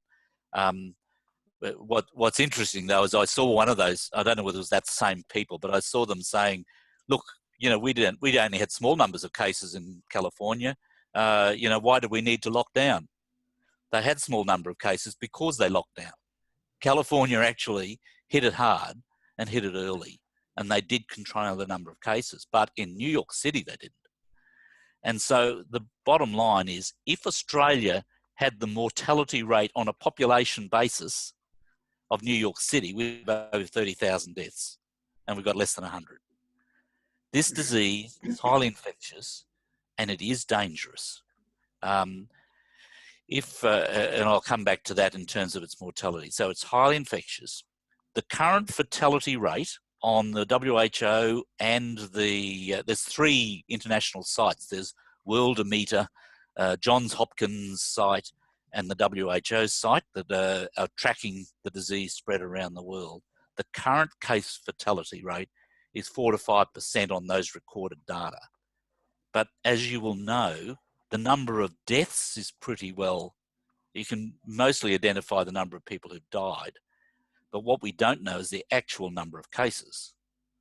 Because, if you're in Italy at the moment, they're sending people home, or they were sending people home with the disease. If they had a mild illness, they were sending them home without testing them because they didn't have the capacity to test everybody. They were just so overwhelmed. And I think the same is applying in other conditions. There's 2 interesting things about the disease that I'd be interested in any of the expertise in the room as well. One is that it doesn't seem to affect children. Now, we don't know whether they don't get it at all. Well, they do get it, sorry. There's a small, but they don't get it as frequently as adults, or whether they're getting it in such a mild format that it's not testing and they're not showing up for treatment. We're not absolutely sure about which that is, but certainly I've been watching this very closely, and I've seen only 3 reports of children under the age of 10 who've died of this disease, and they all had chronic diseases of other forms as well. Those 3. So it is very unusual disease for a respiratory virus that is not spreading amongst children, because usually, as you know, with influenza, it's the kids, God love them, who spread the disease. They don't do social distancing well, and they don't do personal hygiene well, and they spread the disease. They're the super spreaders. This disease is different, and I understand that. And the other thing is that there are some interesting things about the vulnerability. That people who are dying are older people with chronic disease. So age is clearly an independent risk factor. Hypertension is a risk factor, and that's one I don't understand. There's some speculation that maybe people on antihypertensive drugs called ACE inhibitors, which tend to make them more susceptible to this virus. So that's an interesting question. And diabetes, cardiorespiratory disease, etc. The first speaker mentioned those. So when you're looking at this, then what's the real risk of this for our communities? I reckon the worst case scenario at the moment that we can see is New York City. There's been some prevalence testing in New York where they've done antibody testing to see the test that we do, which is called a PCR test, tests for the presence of the virus. So once the virus goes away, it will go away. It will become negative. This test tests whether they've had the disease, whether they've mounted antibodies. And they did a sample of the population, and they said 20% of the sample had positive antibodies. So if 20% of New York City has had the disease so far, then that's 1.6 million. And there's been 16,000. In fact, it's rising so quickly that I produced these slides 2 days ago. It's now 18,000 deaths. So 18,000 of 1.6 million is around about 1%. So that might be closer to the true case fatality rate once you recognise all of the subclinical cases, the ones who aren't presenting for treatment and testing. I think Bharat and others have talked strongly about the need to set and control the agenda and control the message to ensure there's clarity. And we have reasonably sophisticated systems, including this new construct, which is they brought all of the heads of government from all of the states together with the head of the federal government, and they've created it's sort of like a war cabinet, if you like, and they've, as Bharat has mentioned, they've just brought in the New Zealand Prime Minister as well to say, let's have absolute watertight national leadership and national consistent leadership around this issue. I'd mentioned this herd immunity. This was raised surprisingly by the chief scientific advisor from the United Kingdom, saying, well, why don't we just let it go? And when we get herd immunity, we get enough people who are immune because they've caught the disease, then the disease will die out. That's true, but an awful lot of people are going to die in the process. So we need to be very careful about that strategy. So as an island, our best protection is to try and control the entry of this disease. If we can eliminate the disease domestically and control our borders, then we can start our economy going again. Because I think, as a number of people have mentioned, and that already, is that there are health and well-being consequences of economic disruption. If people can't afford to buy food, they can't afford to go to healthcare, and they can't afford a whole range of things, then there's going to be a lot of people who are dying, not from COVID-19, but from the economic consequences of COVID-19, particularly in poor countries. And so we found that closing our borders, we initially relied on the goodwill and people doing the right thing, and found ourselves wrong because people didn't do the right thing. They didn't isolate themselves, and so now they are required, they are actually quarantined. They are put into a hotel for 2 weeks and monitored closely and tested at government expense, and then, you know, so getting that clarity of message isn't particularly important. I share this one with you. I know that you're a bit far from the ocean for cruise ships to worry you too much, but these are floating incubators. The first one, which was that one princess, I can't remember the first one that was floating around. You remember it, went up to Japan and Korea and things like that, and they wouldn't let them off. Well, the number of people who've died from that ship is just terrible. These are floating incubators. We've got to work out how to deal with these and bring these people off those ships, because they need to be in a place where you can properly isolate them. But no country wanted to take responsibility, and really they are a major risk. We also then confronted the health system issues, but like you, because our numbers were small, we had the first thing was to say, if this gets out of hand, then our health system will be under considerable stress. So we started to try and work out how to increase the capability of our health system quickly to be able to deal with the peak that was likely to come. Remember that graph? When it was on its way up, people were very scared that we were not going to have the system to cope. As it turned out, you know, with only about 8,000 cases, of which 20% less than 20% ended up in hospital, we had plenty of hospital capacity to deal with it. But there were odd things that we found out. The first was that the stockpile that's in the hospital, you know, the masks and PPE and things like that, all quickly went off the shelves. Everybody started using them, and quickly we found out we didn't have enough, and they started running out, and that became a cause of considerable concern.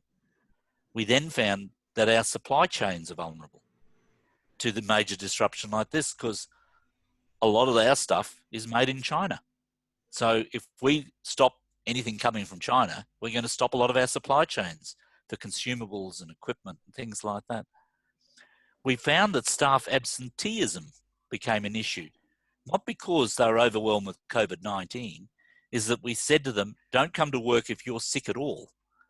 You know, normally people would go to work if they had colds or flu and things like that, because, you know, they are professional and want to keep doing the right thing. But we said in this circumstance, we don't want influenza spreading around the community as well, and spreading through the hospitals. So the hospitals did find they had quite significant staff absenteeism. They did close down elective surgery and things like that to create capacity. And the paradox was that the hospitals ended up actually relatively quiet. The emergency department demand was down 25%. The ambulance demand was down 25%, because people weren't out and about doing the crazy things that get them into hospital in the first place. There was a lot of focus on intensive care and ventilators, but the part of our system that was thoroughly worked was the public health people, the people doing the case identification, contact tracing. They're the real heroes behind this, and that's where a lot of the hard work, if you take that suppression approach, that's where the hard work is done. The children issue is really interesting. It's probably because I'm interested in it that I keep focusing on it, but it was relevant for public policy, because the children weren't seem to get it. There's been no outbreaks in schools. There's been no significant evidence of person-to-person spread from kids. It seems to be adults spreading it to adults. Now, maybe that's why this has not spread as fast as influenza would, or as extensively as influenza. So we don't know whether the children are being infected but not showing up, but the evidence, you know, when they've started doing things like antibody testing, etc., suggests that the kids aren't actually getting it at all. No, well, not at all, sorry. They're getting it, but at a much lower rate than adults. So it's an interesting part, and it's relevant for schools because there was a lot of criticism here that we didn't quickly move to close schools. And the argument that we mounted was that closing schools has impact. There is data that if you close schools, you lose about 30% of your nurses because somebody's got to stay home and look after the kids when they're not at school. So you lose a lot of your, you know, your health workers. You know, it's not only the nurses, the doctors as well, because, you know, in Australia, about 40% of the doctors are women and will be in majority in the future. And the usual backup for the kids, the grandparents, like me, were actually the people at most risk of this disease. So the public advice was that the grandparents shouldn't be doing the babysitting. They should be separating and staying away from the kids because it's the grandparents and the older people who are at most risk. So ordinarily, if we had a flu outbreak, and, you know, my daughter's a doctor, if the kids couldn't go to school or to childcare or whatever, then I'd just step in and look after them, or my wife. And but in this circumstance, the advice was we shouldn't do that because we're the ones at risk, not the kids. So it's really interesting about this. And we said, the public health message was not to close schools early. Then the teachers started to say, oh, we feel terribly forgotten and neglected and things like that. Anyway, that's one of the debates we've had. And the other debate we've had is about whether the public wear masks. The science around this is that the masks that you generally acquire, as the medical people amongst us would know, do not filter out virus particles. So they're actually not helpful in terms of preventing you get the disease. They do stop the water vapor particles, and therefore they prevent a sick person from transmitting it to others. But there's been variability in policy around this. So Germany's required people to wear them. And so we faced a bit of criticism in this country by taking that view that we didn't see them necessary, because they're only useful for people who actually have the disease, and those people should not be in public. They should be out of the way. So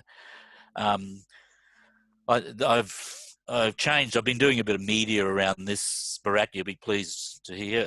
The main the line that I've taken now is wear them if you like, but don't rely on them, because they won't protect you. You've got to do the other things. You've got to do the social distancing. You've got to do the hand hygiene. You've got to do those sort of things. But certainly, if you are sick, then you do need to wear them. What about a vaccine? Somebody mentioned the vaccine. This is not like a new strain of flu, where all you have to do is take the flu vaccine, put the new strain in it, and produce it. This is a new vaccine.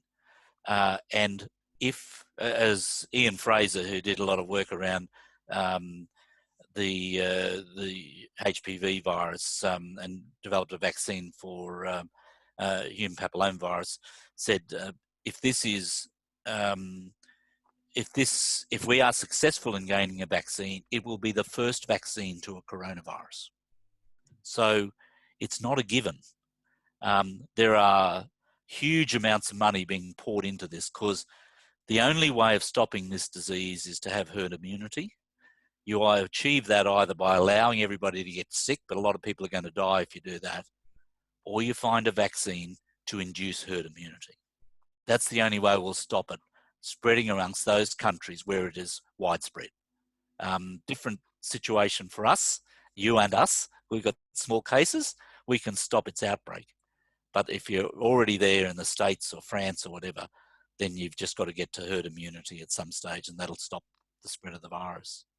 So, and, you know, where there's all these issues about, there have been attempts at coronavirus for MERS and SARS in the past, and some of those induced a hyperimmune response which caused adult respiratory distress syndrome in some people. So imagine we rush a vaccine out, and then you find hundreds of people are dying of respiratory failure because of the vaccine. Then we've got a problem. And treatments, you know, the remdesivir is the one antiviral agent that people are looking at the moment. You know, there are some studies showing some benefit, but other studies are a bit questionable, etc. So, you know, that's research in progress. Chloroquine has been raised by everybody from the President of the United States out. The reality is that it's shown beneficial in animal studies, but it has quite serious side effects. There were 4 studies reported last week. 3 had to be stopped because of adverse outcomes. So it doesn't look like that's an answer. And certainly there's no evidence yet for injecting bleach or disinfectant, I can assure you. So we're in this situation of trying to control or eliminate the disease domestically. And if we can do that, then we're going to have to face probably 2 years of international isolation until the disease is abolished internationally. We got a better chance of doing that with as an island than countries with land borders. So that to me is the really challenging thing. So we think that we probably can, if we can eliminate it or at least control it to known clusters, then we can open up our domestic economy. Our key lessons so far, and there are going to be millions of them, are that a rapid early response to protect entry and initiate quarantine is the way for island countries to control it. We were a bit slow, and we let the virus get in. We need to build resilient health systems in the future with secure supply chains, surge capability, and smart capacity growth solutions. And you know, we've been too reliant, I think, at the moment on the sort of just-in-time delivery and things like that. We have to change. Controlling the message is critical, and you know, there's no doubt that consistent control message is important. Securing the internal stockpiles, you know, the masks and gowns and gloves and things like that that are already there in the system. They walk quickly, so you've got to control that. The economic impact is extensive, and we're all going to be paying for this for a long time. And it's okay for wealthy countries like Australia, but for poor countries, that has real, very, very real health and well-being adverse effects. And so if I were in New York, or no, let's say if I were in a poor country that was having an outbreak of this, then I'd probably say it's out of our control. We've got to get the economy happening, because people have got to be fed, and people have got to work, and they've got to have incomes and things like that, you know. And the cost of that outweighs the cost of this disease. But in a wealthy country like us, we can weigh this the other way. We can say the economic cost, the cost of this disease outweighs the economic costs, as long as that doesn't go on for too long. And some elements of the community reaction are expected. You know, the failure to reasonably comply, panic buying. You may have seen on the world media that we ran out of toilet paper. Now, I'm not sure what this has got to do with toilet paper, but everybody started buying toilet paper. And it's only in the last week that the toilet paper has come back on the shelves in the supermarkets. And the teachers refusing to accept. Now we do have sanitizers as well in the pharmacies. Yeah, that's right. Everything's coming back. Yes. So, folks, Mean and Bishal, some ideas and some thoughts, and very happy to take any questions. I will now unshare this if I can work out how not to do that. How to do that. Stop share. There it is. Thank you. Thank you, Jerry, for such an informative talk. And definitely there are a lot of questions. Before others ask questions, I just want to have a very short question. You know, all over the world, as soon as this pandemic started, they had the biggest problem of kits for testing. and including USA, I know, Italy, Spain, but how did you manage to get those kits enough to test so many people on time? What was it you didn't have a stockpile of those things there? No, I don't know, Michelle. All I remember is about a week into it, the government announced they'd bought 100,000 tests from somewhere, test kits. I mean, remember, this is there's the swab and things, which is readily available, but somebody has to do that. So it's not just the kit; it's the workforce to be able to do it. So doing, even 1,000 or so, we'll have the workforce for that. But doing 100,000 a day or 50,000 a day, you can't. Nobody's got the workforce for that. The newer tests, the antibody tests, can be point of care, but they only test for antibodies. They don't test for the activity of the virus. So they can be done in 20 minutes at the bedside. And, I mean, we have the advantage of being a wealthy country, Michelle, isn't it?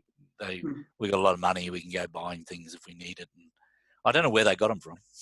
But the problem in the United States was the CDC sent out the first ones and they were faulty. The systems, so they lost about 2 or 3 weeks when nobody believed the tests. So this is really, sorry. Yeah, there are other questions too. I think Anantaji, you wanted to ask question, and then you have Nagendraji, Anantaji, and also Sam Neopaneji, if you are going to ask question. Okay, where do I start? Garendraji first? Okay. Yeah, please go ahead. Yeah, okay. Thank you. Yeah. Thank you. Yeah, thank you, Jerry, for your nice presentation. I think it was very enlightening. My question is, as you said, that there were many Australians out of the country just before you started, the closing of the country. And in Nepal also, like until now, we are doing well. We are at a manageable level inside the country. But a significant number of Nepalese are out of the country. And many of them are in, like in the Middle East, and these countries are now being infected. And many of the Nepalese, they are also infected and they have lost a job and they want to come home, but the government is a little bit scared, how to manage, because there will be a number of Nepalese coming from outside. So the government is very much scared how we can manage, these people if they come and if they were brought back to the country. So what is your experience while many Australians, they were traveling outside and they came during the process inside the country, and how your citizens were managed during that time? So initially they were asked to isolate themselves for 2 weeks in their own domestic environment. And what happened then is, unfortunately, some of those people didn't do that. And they went off to parties where they spread the virus, and et cetera, et cetera. So what the government moved to was to compel them to. So we have the Quarantine Act, and under the Quarantine Act, they were required to quarantine for 2 weeks. And to make sure that happened, the government actually has put them into hotels, which are controlled, and they're monitored, et cetera, in that. Now, again, we have the advantage of the financial capacity to do that. But the simple answer is, when they come back, they need to be in quarantine until they are known not to have the disease, or they have got over the disease and not spread it. But of course, that's a little harder to do in countries, in poorer countries where people are living in close proximity. In Australia, often people can be done, but even in Australia, with our level of infrastructure, etc., we ended up not being able to trust them. So we actually required them to be in isolation and quarantine. And I think that's what we should have done with the ships too. We should have brought those people into quarantine for 2 weeks, and because on the ship there's 2,000 people together in an incubator. They're all going to get the disease. Whereas if you bring them onto land, you can break them up into family groups, etc., and try and isolate them from each other, etc. So I think quarantine's the answer. Yeah, thank you. Yeah, Minji, Dr. Kom, Yes, sir. did you check again about if Dr. is there. She's not there, but Dr. Indira Parajuli wants to ask some questions, I think. Question. Okay, please. Go ahead, Indira Parajuli, Dr. Indira Parajuli. Thank you. Hello, everyone. I'm Indira Parajuli, and I would like to ask something of the Australian government experience. So I'd like to ask to Jerry, Mr. Jerry. So during the COVID incidents, most of the country over the world is spray some disinfectants around the maybe the roadside or maybe in the innate objects and even in some countries I saw even in Nepal also preparing some tunnel and spraying the people with the sodium hypochlorite solution. And how could you please to explain how the Korean government, particularly what type of disinfectants used by the Korean government during this pandemic, particularly in the outer environment? I'm not sure of what they were using. I think somebody earlier on talked about the fragility of the virus. These viruses fresh air will kill the virus. If you leave it on a bench top and the water goes away from around it, ultimately it'll die. Certainly any soap destroys it. I think as Michelle was mentioning earlier, any sort of disinfectant will kill it because it breaks the lipid out, the fatty coat of the virus and destroys it. Soap and water will kill it, etc. So I'm not sure what they were spraying around. We have not done that in Australia. We've certainly encouraged people to cleanse and disinfect their immediate social environment, so their house and bench tops and things like that. But I don't know whether it's just our geography, but I'm not quite sure how. I mean, Min and Bishal and Bharat, it's others who've been here. I'm not sure where you'd spray, because this is a huge country and people are scattered all over it. And so I don't know that we have that capacity. I've not seen any research that says spraying the streets is any great help. The way of breaking the transmission is to get human beings to protect themselves. If I'm infected and I don't meet anybody, or they're 2 meters away or whatever, then the chance of me spreading it to anybody is very small. But if I'm in close proximity, then we spread it. And the idea of if I cough or sneeze and it sits on a bench top, somebody touches that, then touches their face, they can transmit it. So Indira, I'm not sure of what they've been spraying, but any disinfectant, I'm sure, will actually kill the disease. But I think it's better to target that at the immediate personal surrounds of people rather than street spraying. I'm not sure that there's good evidence of that. I can just add one thing. We're also looking at these news from India. They are also spreading all over. Particularly when you have a narrow streets and doing it all over inside the house where there are a lot of people infected, and they do a lot of things. Just they have a truck and then they spray all over. I don't know. I was just wondering whether it is really. They call it disinfectant tunnel. Yeah, also they have infected, that is also there. Spraying all over is another thing. Now, Professor Kum, do you have some more questions? There's a question from Tara. I have a question, Vishal sir. Yeah, second is Sam Newpaniji. Yeah, please go ahead. I want to ask Jerry. We have doubts if the cases are undetected. There might have been cases which are not tested. They are undetected. If they remain like that, what can be the outcome in the due time?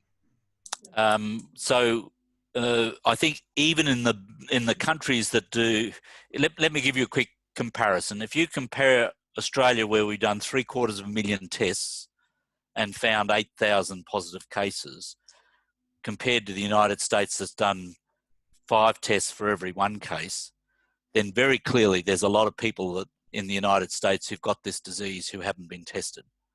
Yeah. There may be less so in Australia, but there are going to be some. You know, the answer is if we don't detect the cases, then they will continue to spread the disease.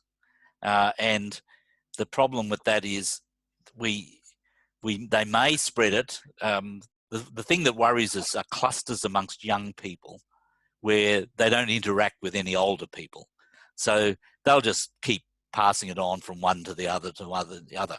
It's only when they interact with people who are at risk, who get really sick and present to hospital, that we actually find those things. So one example is just in the last 2 days, they found this cluster at a meatworks in Melbourne. And it's probably been there for 3 weeks or 4 weeks, just passing from one to another amongst relatively healthy people. But it's never, they've never actually interacted with somebody who's got sick and therefore presented to hospital. So the answer is this could be, it could be that there is a lot of people out there. And if you use that data I showed from New York City, I think they have something in the order of 200,000 cases in New York City that they've identified, of whom 18,000 have died. But the prevalence testing suggests the real figure is more like 1.6 million. Yeah. So it's an order of magnitude, and in Italy it'd be an order of magnitude. You know, they haven't had 200,000 cases; they've had 2 million cases, but 1.8 million of them are subclinical, mild cases that have circulated around the community. So that's the only problem, is that there will be people out there, and you with 82 positive tests, I'm sure you've got some others there, and it's just hard to find them. You just have to have a high index of suspicion and test, and test. But that's expensive. Yeah. So next question, Professor Kom. Thank you. From Tara, we have one question from Tara. Yeah, please go ahead. Go ahead, Ms. Tara. Yeah, yes, sir. Thank you, sir, for allowing me. Thank you, Professor Jerry, for a comprehensive presentation. Here, like one small query, so like social distancing, as we know, preventive measures to prevent the transmission in the society. But in the cultural context of Nepal, as we have joint family system, overcrowding, especially in urban area, and there are so many events, rituals, other countries also have, but in the Hindu culture, like so many things we are doing. So it is very difficult just for Nepal to maintain the social distance. Yeah. Look, you're quite right. I mean, obviously, that's why it's difficult with children, isn't it? Because they tend to be, you know, wanting to touch and hug and things like that. So it is very difficult, but there is no doubt that if you can separate the person with the disease from the person who's vulnerable to getting it in some way, then you can break the transmission. It's all a mathematics game, isn't it? It's a numbers game. If you can do this across a population and separate everybody in the population by 2 meters, then the risks start falling. Doesn't mean it won't happen, but the risks of transmission start falling. So it is very difficult, and it's very difficult and very heavily influenced by culture, isn't it? I remember early on when Italy had gone chaotic, you know, it spread everywhere.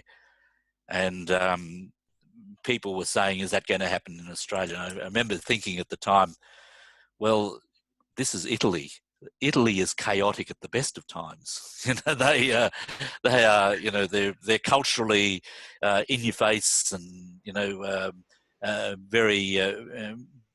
That's what's so attractive about the Italians. You know, so it is sometimes more difficult to control in those environments. The other thing, can I mention to you, while you ask, is one of the theory bits we say about pandemic control is that the more serious the illness, the easier it is to control. So when we had SARS, if you got SARS, you knew you had it. It had a 10% mortality rate. And therefore, it was actually relatively easy, not easy, but you know, it was easier to control. But when we had swine flu, which had a mortality rate less than seasonal influenza, it was actually a very mild disease, it spread everywhere. Because if you had SARS, you got sick and you didn't move. But if you had swine flu, you just kept spreading the love, spreading and sharing it around, you know. This is somewhere in between. It's, you know, as I say, I think the true mortality rate's going to turn out to be 1% once we detect all the cases, the 2-case fatality rate. But the mortality per population head is going to be different between the countries because of a range of things, including the health system, the culture, you know, the way people live together, the environment, a whole range of other things, and also the ability of the country to control it. You know, it was said of SARS, it was easier to control in China than it was in Canada. And the reason was that in China, you do as you're told. In Canada, nobody listens to the government, as happens in Australia and America, etc. as well. That's why it's so hard to control in America. You know, the people who think they should be opening up the economy in America turn up to their meetings with assault rifles on their shoulders. Now, that's strange for all of us in civilized countries, but, you know, that's their cultural context. Okay, thank you so much, Professor Jerry. You're welcome. Yeah. Any other questions you have? Sir, Sami, I would like to ask the question. there is somebody called Sami who wants to ask a question, and there is one question from Janak Raj Dhungana. Yeah. So we will be, yeah, okay, good. Namaste, everybody. Yeah. Namaste. Namaste. I would like to ask my queries to Professor Jerry. What would be the reason that the children are less vulnerable to the SARS viruses rather than comparison to the older citizens? And in our country, we are looking for to get out the lockdown situation or to release from the lockdown situation. What would you suggest? What kind of measures we should apply for the to release the lockdown situation here in? So firstly, with respect to children, I'm sorry you asked that question because I don't know. I do not know why children would not get it at the same rate as adults. There's no biological explanation I can offer.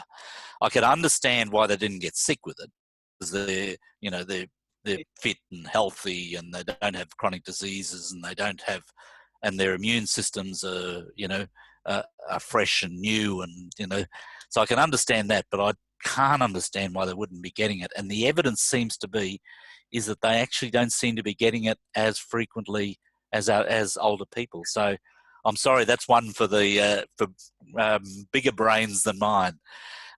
In terms of the pathway out of the lockdown, I think again, it depends on whether you think you can control the entry of this disease at all, or whether all you're trying to do is control it down, keep it down to a manageable level by small clusters and things like that, and get the economy starting to move again. And if so, then the first step to that is opening up some form of human interaction which doesn't involve large numbers. Again, it's a numbers game. And if you put 50,000 people into a sports stadium, then the chance of somebody in there having COVID-19 is 50,000 times one, you know, if you like. Whereas if you put 3 people in a room and maybe they're all part of the same family, then the risk is much lower. And so I'd start with those things that involve smaller groups of people, people who are known to each other, so family groups, etc., etc. The trick is, if you're trying to identify any cases and stop their transmission, then the key is to know who the people are who've been in contact with them. So if my family come around to my house, then I know who they are, I know where they live, etc. We can trace them. But if I'm sitting in a crowded cafe with 40, 50 other people, then nobody knows who's there and who those people are to trace them up.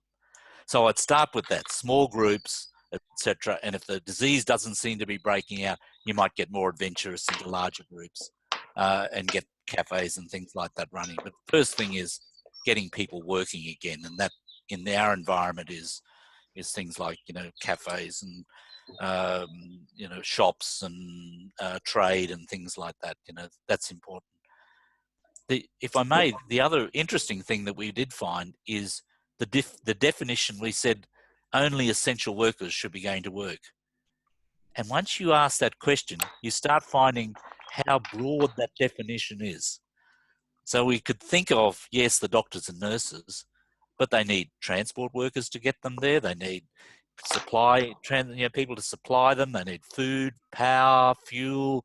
And you start realizing how broad that definition is. And even to things like, if you have a zoo, somebody has to feed the animals, otherwise they'll die.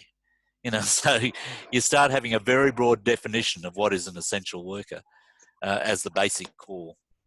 So I'd start from essential workers and build up small groups until you get to, and just keep watching everything all the time. And if it starts breaking out, then you've got to step back a bit again. Yeah. So, Professor Combe, now let's have only one question so that, you know, we could manage. We are already getting late now. Okay, just one more question if anybody has. One more question from Jivraj sir. Okay. Sir, I am also online. Thank you, Jerry, thank you, Jerry, for a very good presentation. Okay, what do you think of the Swedish experiment? In Sweden, you know, they put all the vulnerable group, the senior citizens on a lockdown, and then you see they put everything, you know, as usual. So what do you think of it? There's been a lot written about the Swedish experiment, if you like. They've got more deaths than those countries that did lock down. The theory around pandemic management is when a pandemic starts, then you try and control and prevent the spread. So you, in essence, encircle the people with the disease. But if the disease is absolutely widespread, then you need to protect the vulnerable people. So in our environment, if we were to say, let's protect the vulnerable people, who are the older people and people with chronic disease and all those sorts of things, is that it's actually very difficult to do that, because we can certainly protect the people, say, in nursing homes by enhancing infection control around those sorts of things. But I'm in one of those at-risk categories. You know, I'm over the age of 65. I've got blood pressure and some early diabetes, etc. So I can protect me, but how does the society protect me? And you imagine that there's lots of people like that. There would be a lot of younger people with chronic respiratory diseases and asthma and things like that who'd be particularly at risk. Sweden has said we're prepared to wear increased numbers of deaths to maintain our society and our economy. That's a big call. if this was widespread, you may say, well, yes, but it's going to be the older folks who are dying and not the younger folks, and society will sustain. That's a very big ethical and social call. But so I'm surprised at Sweden's. None of the other Scandinavian countries have taken that approach. I just don't think you can protect the vulnerable people. They're embedded in the society. You know. It's interesting, though, isn't it? Okay, Yeah. only one question left now. I think we will be short of time now. Okay. One more question. There was one question. There are two participants raised hands, but who was the earlier one? Only earlier one. I would like to ask me to have a question. Very quick question. An answer. Who is there? Luna. Please. Luna is here. Okay, hello everyone. Namaste. I am Luna Khatka from GPNet Nepal. My question to Professor Jerry is considering since the monsoon is approaching in Nepal and the flood and landslide are quite a recurring phenomenon. Besides lockdown, what could be the effective measures considering the monsoon disaster in relation to COVID-19? It would be great if Professor Jerry could share some experience from Australia that could be relevant in the context of Nepal. Thanks, Luna. Obviously, we do get some monsoonal effect, but we don't get what you get. So it's going to be very challenging, obviously, because it limits people's ability to move around, etc. There is certainly an impact of weather on viruses. I mean, the reason we tend to get colds and flu in the winter is because the viruses hang around longer in colder weather, in colder temperatures, and hotter temperatures destroy them. So in the summer when it's hot, they last less time, but humidity probably protects them a bit. So in the monsoon, there's going to be two increased risks. One is that people will be in their houses more, in contact with each other, and therefore the risk of spreading it will become significant. But on the other side, of course, is that because people tend to be in their home more and not out in the streets and in crowded places, etc., then there may be less spread as a result of that. So I think that's a combination of risks. It's the monsoon. It's coming up to your summer, so it'll be warmer, which is good news for viruses. Humidity probably increases risk. Keep people staying at home probably reduces risks. It's all a balancing of risk, really, and you've just got to do the other things. It's the social distancing is one part, but also hygiene, washing your hands. I mean, certainly if you're sick, wear a mask. If you feel more comfortable, wear a mask. But I think the advantage of masks is that when you're practicing enhanced personal hygiene, one of the questions that puzzles me is, why does your nose get so itchy? So everybody wants to scratch their nose, won't they, when they shouldn't be? So if you have a mask on, maybe you won't scratch your nose so much. Yeah. Okay, I think we have to... Sir, can I have one more question to Devi? Yeah. Yep. Most of the cases found in Nepal are asymptomatic. Yep. Could you get? Yes. Yeah. Yep. Yeah. Most of the COVID-19 cases found in Nepal so far are asymptomatic. So we have but we found from the old experience, it is required to scale up the trace and test. As you mentioned in your slide too, it's required to trace and test. Mass tracing and testing is the one of the milestone strategy to control the COVID. But we have the asymptomatic. So in this situation, what might be the strategy to scale up the test and trace? So there's no doubt there will be more cases than have been tested positive, because you've got mostly asymptomatic transmission amongst probably youngish people who are not getting sick with the disease. I would put a proviso, and that is are you sure that there's not been any real sickness?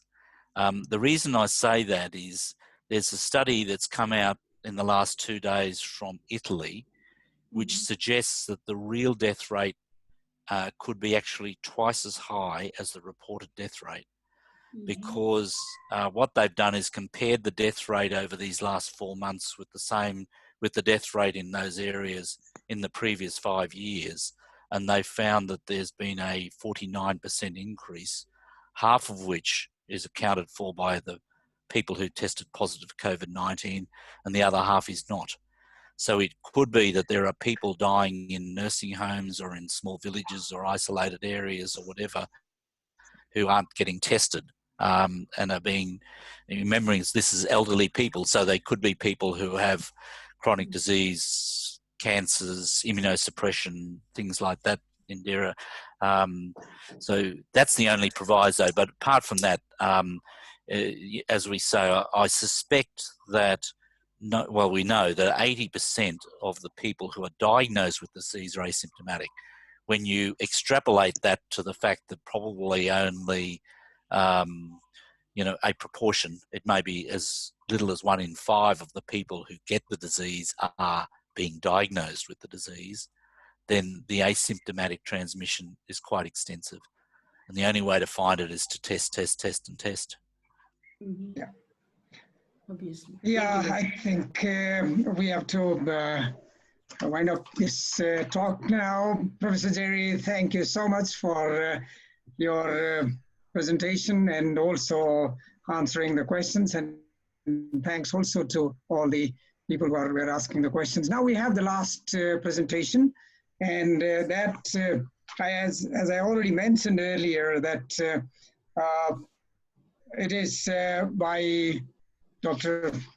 Vikas Devkota, but unfortunately he has to attend the government meeting right now, so therefore he will not be able to present his slides by himself. So we have requested Dr. Min Bahadur Paudel Chetri to present his slides.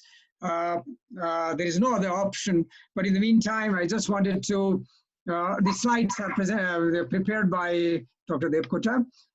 Before Min will start the presentation, I just want to give a brief introduction of Dr. Devkota. Dr. Vikas Devkota, MD, MS, is the spokesperson and Chief of Health Coordination Division at Ministry of Health and Population, Nepal. He has 23 years of experience in government service.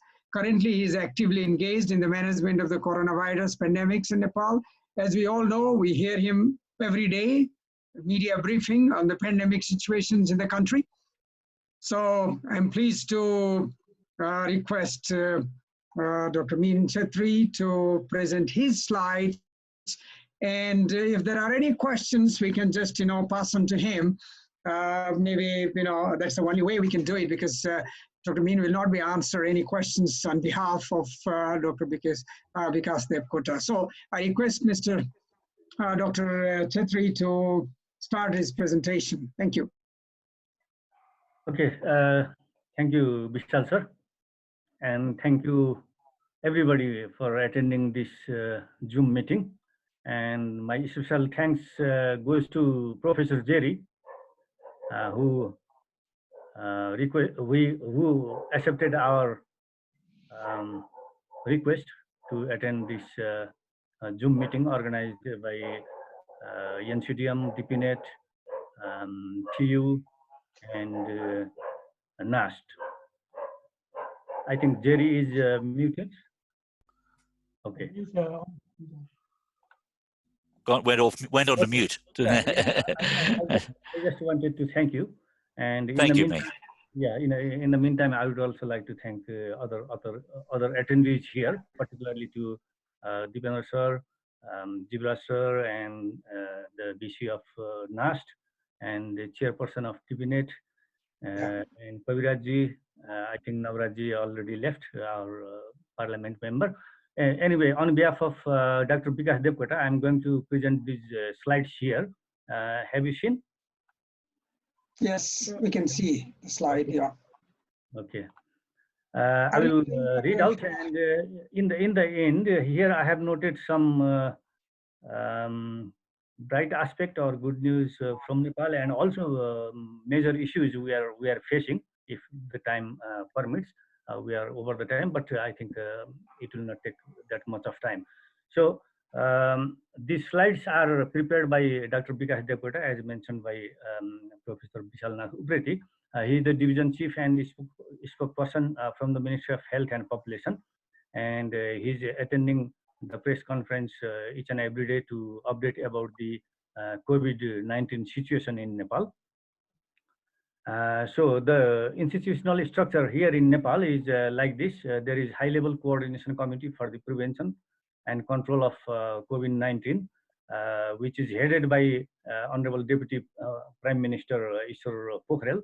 Of course, the Prime Minister will oversee all matters, but he is assigned as the head of the coordination committee. And under him, there is an incident command system led by the Secretary of Ministry of Health and Population. And under that, there is operation wing, planning and budgeting, logistic management, administration, finance, and cooperation and coordination. Under this multi-sectoral approach, here we can see that there is medical, logistics, safety and security risk. And under this medical, you can see hospital and human resources, logistics, supply, quarantine management, lockdown monitoring, and tracking and delivery. So according to the present situation report, here it is mentioned only 75 cases so far, but I think now we have 82 cases already, 7 from Nepalganj today. So there are 82 new cases, and fortunately there are no deaths so far. That is a good news. And 16 people recovered so far, and there are 89 in isolation. Here I cannot see. How can I move this? Khumji?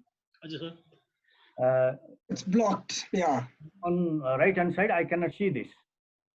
What is the Can number? Oh, we can see all.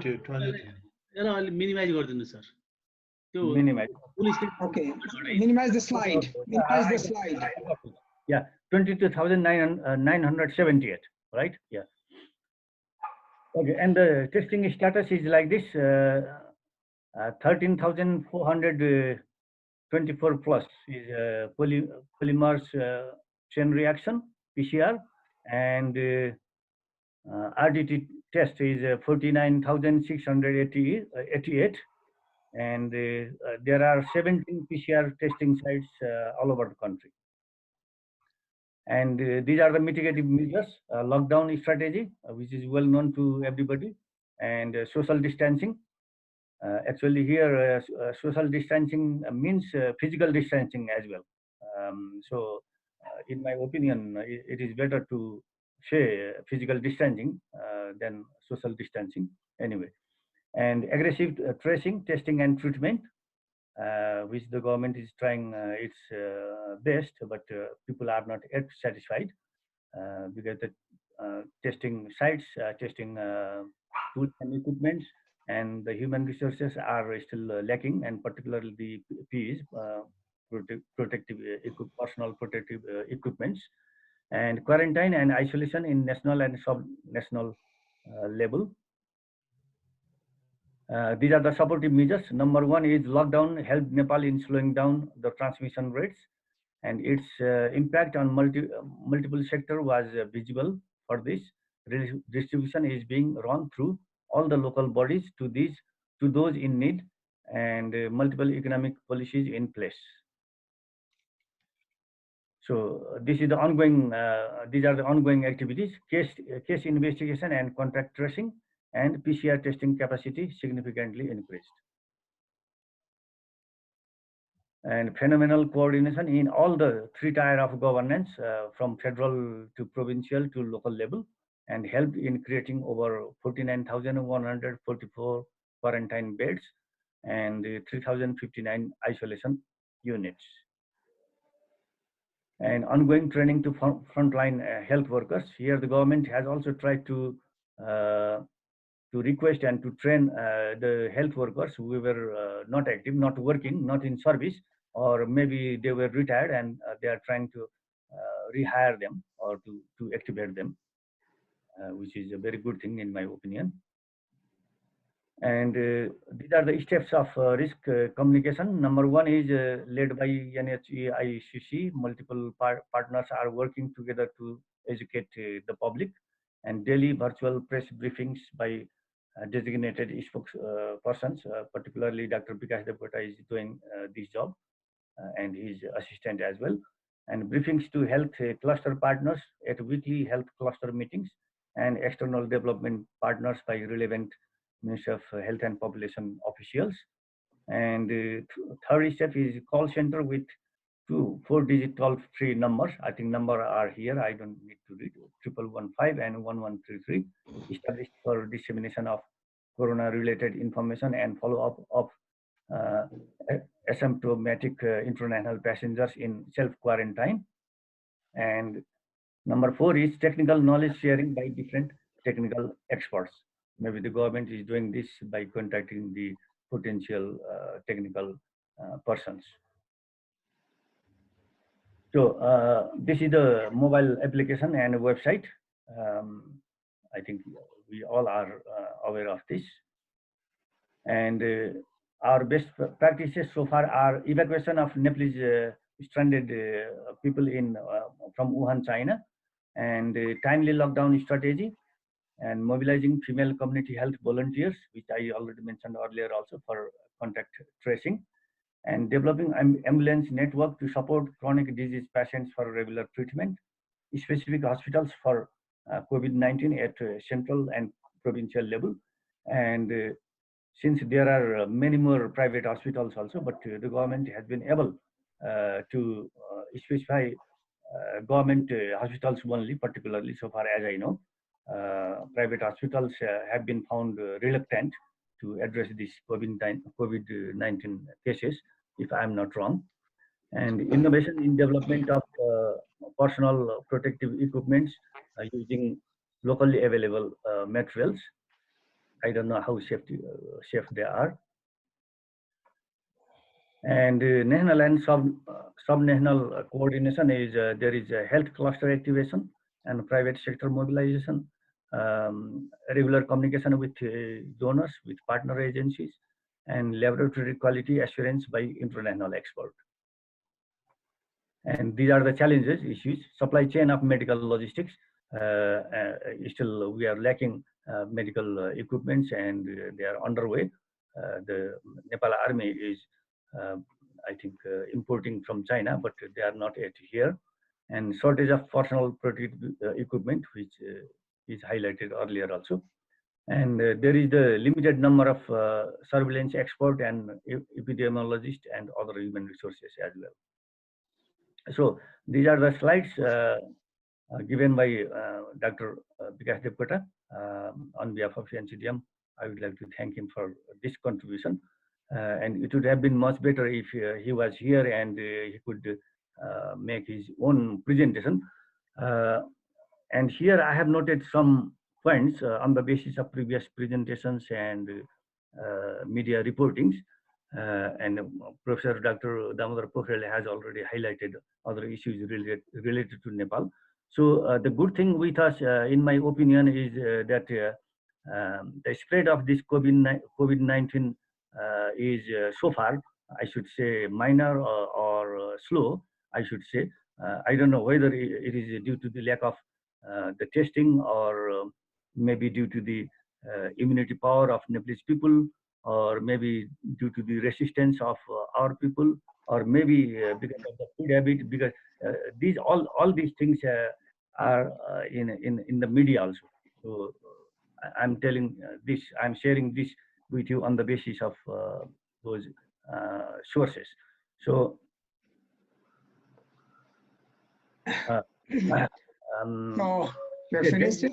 There is no, yes. Did you finish it?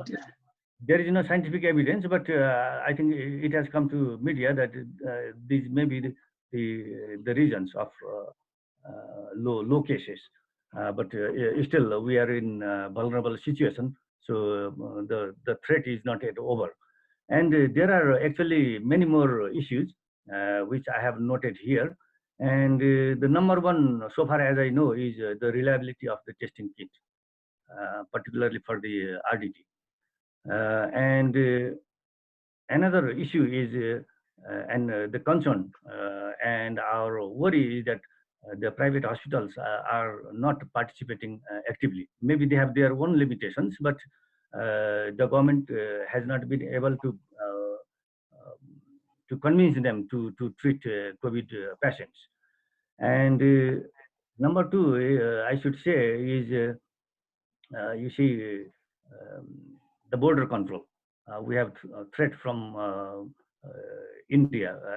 We have open border, so people are coming day and night, and there was actually problem between the Indian people and our security personnel in Jhapa and in another place yesterday.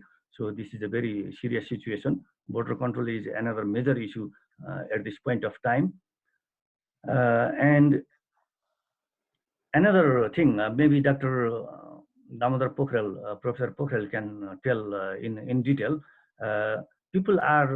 Many people are not showing symptom, but while going for test, they have been found positive. This is very serious and very dangerous situation here in our country. So it means if we will test many more people, then maybe we will find many more positive cases.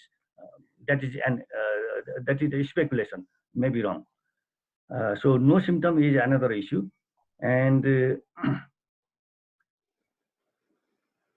there may be disguised patients because people have gone from India and other parts of the world in the villages in remote rural and remote areas of Nepal as well. So that is another very big issue with us. And another very big problem is that it is mentioned earlier also by earlier presenter as well as the distinguished participants who raised questions that we have so many people outside the country, in India, in Gulf countries, and in other countries, as the immigrant worker, as a student, or as the traveler or visitor. And if we'll have the influx of those people in millions, then how the government will be able to manage?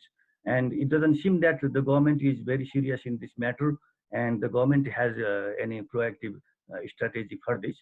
But it might happen. It looks like that it will happen sooner or later, and it is very big concern that how to manage them. And how to revive and survive, how to revive our economy, how to, because our economy is based in agriculture, in remittance, and in tourism, and agriculture might sustain if the government will take proactive action. But what about the tourism and remittance? If the immigrant worker will come back to Nepal, if not all, then 50% or 25% or 75% will come back to Nepal, and the remittance will significantly lower.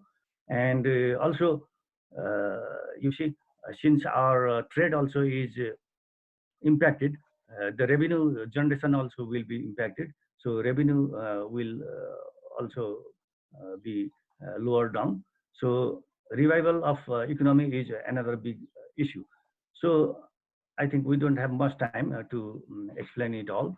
I think we should recommend to the government that yeah, as already mentioned by previous speakers, that test is the best solution, and of course lockdown, but we cannot lock down forever. That is also another important aspect. And that is why we have to prepare and take a proactive strategy how to tackle with the, how to resettle or assimilate the migrant workers back to Nepal, because we cannot say that we don't come back home. So that is a very, very big issue here. I think that's all. And if there are any questions related to the slides presented on behalf of Dr. Devkota, I think I should request. I will try to answer, but if not, then I would like to request Dr. Damodar Pokhrel to answer. Maybe he knows better than I do. So that's all from my side. And in the meantime, I would like to inform you that Dr. Bharat mentioned about the women leaders and journalists. And we know that Dr. Runa Jha, who is the chief of, I think, in Tegu Hospital, she has been identified, she has been honored as the 5 topmost frontline women workers, women COVID-19 fighters in the world from Nepal, Dr. Runa Jha. Maybe we know it. Okay, thank you very much. And thank you for this opportunity. Thank you, Dr. Chetri. Now, I think what I don't know if everyone agrees, we can go for another 10 minutes and then close the session, and then we can take up as a question or just for discussion, 1 or 2 questions, and then we should close down. It is, we are, of course, we have already passed our time allocated. So if you all agree, let's go for another 10 minutes to 12 minutes. First, 1 or 2 questions or for discussion purpose, and then we close down. And at the end, the Vice Chancellor of Nepal Academy of Science and Technology will just give the vote of thanks and concluding remarks, and we close it, if you all agree. Is it okay? So 1 or 2 questions if you have on this issue. Charles, Jerry, can I just make quick 2 points? One is you've done a lot of testing. So, you know, you've got, I think, 49,000, I think, from memory, antibody tests and a whole heap of the others. So you've actually done a lot of testing. So that should give you reasonable comfort that there's probably not widespread disease out there that you're not picking up. And the second point, if I could raise, I think it was raised in that presentation too, and that is one of the risks of disasters is that the people from the disaster become VIPs in the health system, and people tend to forget about everybody else. So somebody who has a lacerated arm from, say an earthquake gets given priority over the person with a burst appendix or, cardiogenic shock or something like that. So there is a lot of, one of the things that's starting to emerge is that people are not going to healthcare because they think they're full of disease for their other needs. So just again, a precautionary tale of people need to keep going to healthcare for their other needs as well. Thanks, man. Sorry. Thank you. Any other issues? Min सरलाई मेरो question छ sir एउटा. Okay, but Sam Neupani. Okay. Min Bahadur sir, as I have already asked Jerry once, there might be a lot of undetected cases. This can be said in another words. There is no tradition of registering deaths in Nepal. If elderly woman dies, people say she died because she had asthma, she had bone aches, or she had some problem. Sometimes in the mountains, people say he had rake bhut, and people might be dying. People might be dying of COVID, and it may not have been reported. What do you think about it? Maybe you are right, or maybe wrong as well, because you see nowadays, I don't know, but some days ago in social media, there somebody mentioned, many people actually mentioned that the death rate in Kathmandu Valley lower down, because in Pasupati earlier there were 40-45 dead bodies for cremation, but after the lockdown it lowered down to 20-25. So some people blame to the hospital, some people blame to some other things. So I don't know, maybe you are right, or maybe nobody so far has died of this COVID-19. I can say, I think nobody can say. Maybe Dr. Damodar Pokhrel has some idea. Dr. Saab, do you know about this? Thank you. Yes, decrease. After lockdown, people, they couldn't come to Kathmandu so easily as before. So they were treated in the general hospital. So they didn't have right approach to come to the Kathmandu. So whatever happened, people, they used to come to Kathmandu at the terminal cases, like they used to come to Kathmandu. A lot of people, they got treated, they got well, and they went home back. But 50% people, they had terminal cases, brain cancer, or kidney failure, or heart failure. They died here in Kathmandu. So those people, they are not coming to Kathmandu for death. So they are buried or they are burned in the whole from east to west Nepal or in the hilly region. That's why we are getting 50% down. It's not because of hospital or any treatment. It's because they couldn't come to the Kathmandu. That's the main. Okay. Dr. Min Chatri is quite right. Nowadays, we don't see much of burning at Pashupati Ghat, Yeah. No, there is another issue is that, a lot of people have gone out of Kathmandu. The population has decreased before the lockdown, Also, that's another question. But Dr. Pokhrel's region is much more valid in that case. Yeah, it's true. A lot of people come to Kathmandu for terminal treatments, at the end. Yeah, there is another road accident. You see, we don't have much road accident. That might be That is true. That is true. That's also there. I have a very short question. Can I put Please it? Go ahead, Bulanji. Yeah. Now this is especially to Professor Jerry. Right now, we know that there's a high-level coordination committee meeting with the Prime Minister, trying to decide on the modality of lockdown in our country, because this is like around 42 days that we have been total lockdown. We know the population is, the scenario is around 30 million population, 82 infected, 16 cured, and the testing is around 49,000 PCR, no rapid test, and PCR is only 13,000, and tested around 70,000 tests. But now they are trying to a country like low economic country like ours, we're trying to. Do you think it's a total lockdown itself when it's already like 42 days, or trying to consider the fact that economic crisis and social and financial and psychological thing, one side, and the other side is it very relevant to go for a graded easing type of lockdown policy, or still you think the Nepal still has to go for a total lockdown? Again, Professor Zeri. Look, far be it from me to. I suppose the simple answer is that's why the politicians get paid the big money to make those big calls, because it's not as simple. And some people have tried to craft this as health and well-being against money, but it's not, because the economic implications and total lockdown has consequences for the health and well-being of people.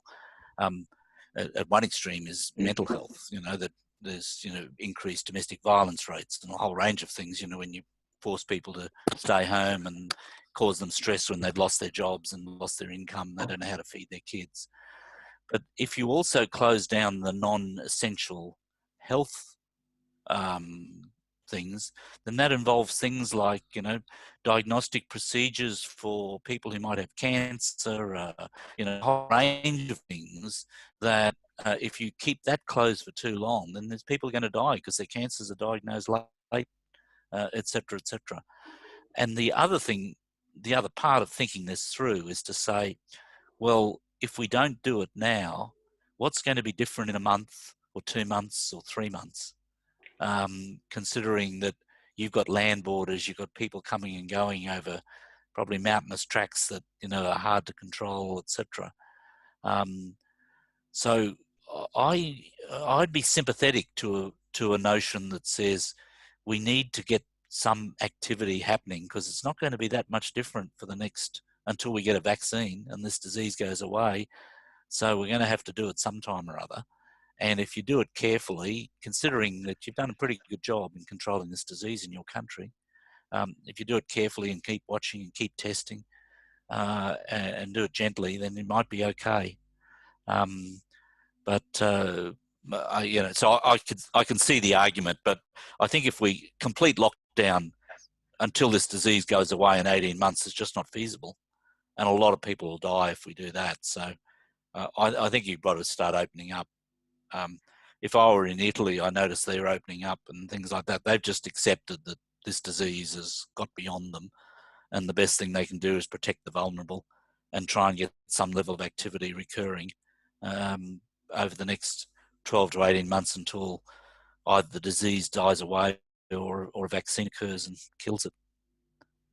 Yeah. Challenging, isn't it? But fortunately, I think you've done the right thing. I mean, you've got prime ministerial or deputy prime ministerial leadership on it, and without any assertion about their competence, the individual's competence, etc. That's the right level. You've got the country behind it, and that's important. That's right. Thank you. Yeah. So, do you agree that we close the session after the vote of thanks and concluding remarks? Is it okay? If you all agree, I would request Dr. Sunil Babu Shrestha. Yeah? Vishal sir. Yeah. I just wanted to inform everybody that the presentation slides of Professor Jerry is in my email. So how can we share it? Shall I send it to Khum sir and you can send it to everybody? Okay, sir. So you can chat and upload the file in chat room. Everything will be done. Okay, then I will do that after this session. I think email all. Vishal sir. Yeah. We can do the emailing. Is it email is okay? Yes. Later on. Okay. Okay, I think it's all right. We send by email. That's fine. Okay. So in that case, let's now conclude our session by Dr. Sunil Babu Shrestha, our Vice Chancellor of Nepal Academy of Science and Technology and our collaborator. And I request Dr. Sunil Babu Shrestha to just speak a few words, and then we'll close the session. Thank you. Thank you very much, Professor Upreti, chairperson of this Nepal Center for the Disaster Management and academician of the NAST, Professor Upreti, distinguished presenters from Nepal and Australia, participants of the talk program in this Zoom platform, ladies and gentlemen. First of all, I would like to thank the organizer, the talk program, Nepal Center for Disaster Management, for taking the initiative to create a forum for exchange of experiences on a COVID-19 pandemic and the way forward. My sincere thanks goes to the renowned cardiac surgeon of Nepal, Professor Dr. Damodar Pokhrel and Dr. Bharat Raj Paudel, Queensland University of Technology, Australia, and Mr. Min Bahadur Chetri, presenting on the behalf of spokespersons of the Ministry of the Health and Population of Nepal, Dr. Vikas Devkota, for their enlightening presentation, which highlighted on the COVID-19 pandemic, its message, impact, and possible exit plan for the Nepal. Similarly, I would like to thank the Professor Jerry Fitzgerald of Queensland University of Technology, Australia, for presenting the experiences of the COVID-19 pandemic and the way forward in Australia context. This program has definitely provided us the opportunity to have the comparative analysis of the impact of the same pandemic in the two countries with the different geographical locations, economic strata, level of health infrastructures, and the awareness level of the people. As the citizens of one of the most vulnerable countries, as listed by the WHO, we are still fortunate enough till date to have the limited number of the infected people below 100, with no fatality reported so far due to the COVID-19 in Nepal. It is basically due to the government's timely preventive actions, such as the implementation of the lockdown, self-quarantine, isolations, enhanced diagnostic test of the suspected ones, as well as the massive media campaign for the public awareness on the health and personal hygiene. Health professionals and the security workers are definitely engaged as the frontline fighters in these attempts. Scientific committee has also been mobilized under the leadership of the Ministry of Education, Science and Technology. Despite the limited human resources and infrastructure needed for research on the infectious disease, Nepal Academy of Science and Technology launched some activities targeting the COVID-19 during and prior to the lockdown situation. NAST has outlined some important research and development activities that are still in the progress of executions. In this context, I must say that the better coordination among the government agencies for wider engagement of the relevant scientists, technologists, and innovators in an organized way could have created a synergy in combating the COVID-19 and evidence-based reporting.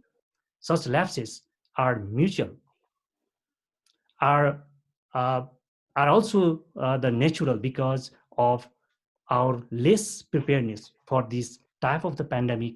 I hope that we will be better prepared for future by learning a lesson from it.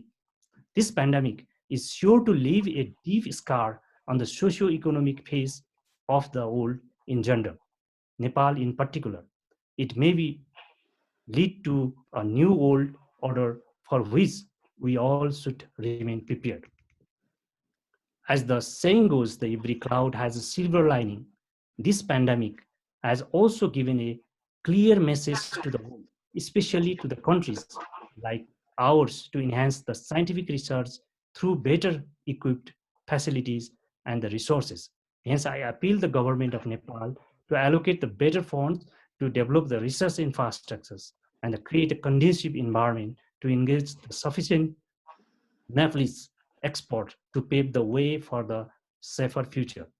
On the behalf of NAST, I express my sincere gratitude to everyone engaged in the mission of combating the COVID-19 spontaneously, including the organizers and participants of this knowledge sharing talk program. And also I reiterate the constant commitment of the NAST for necessary support and partnership in every meaningful scientific venture.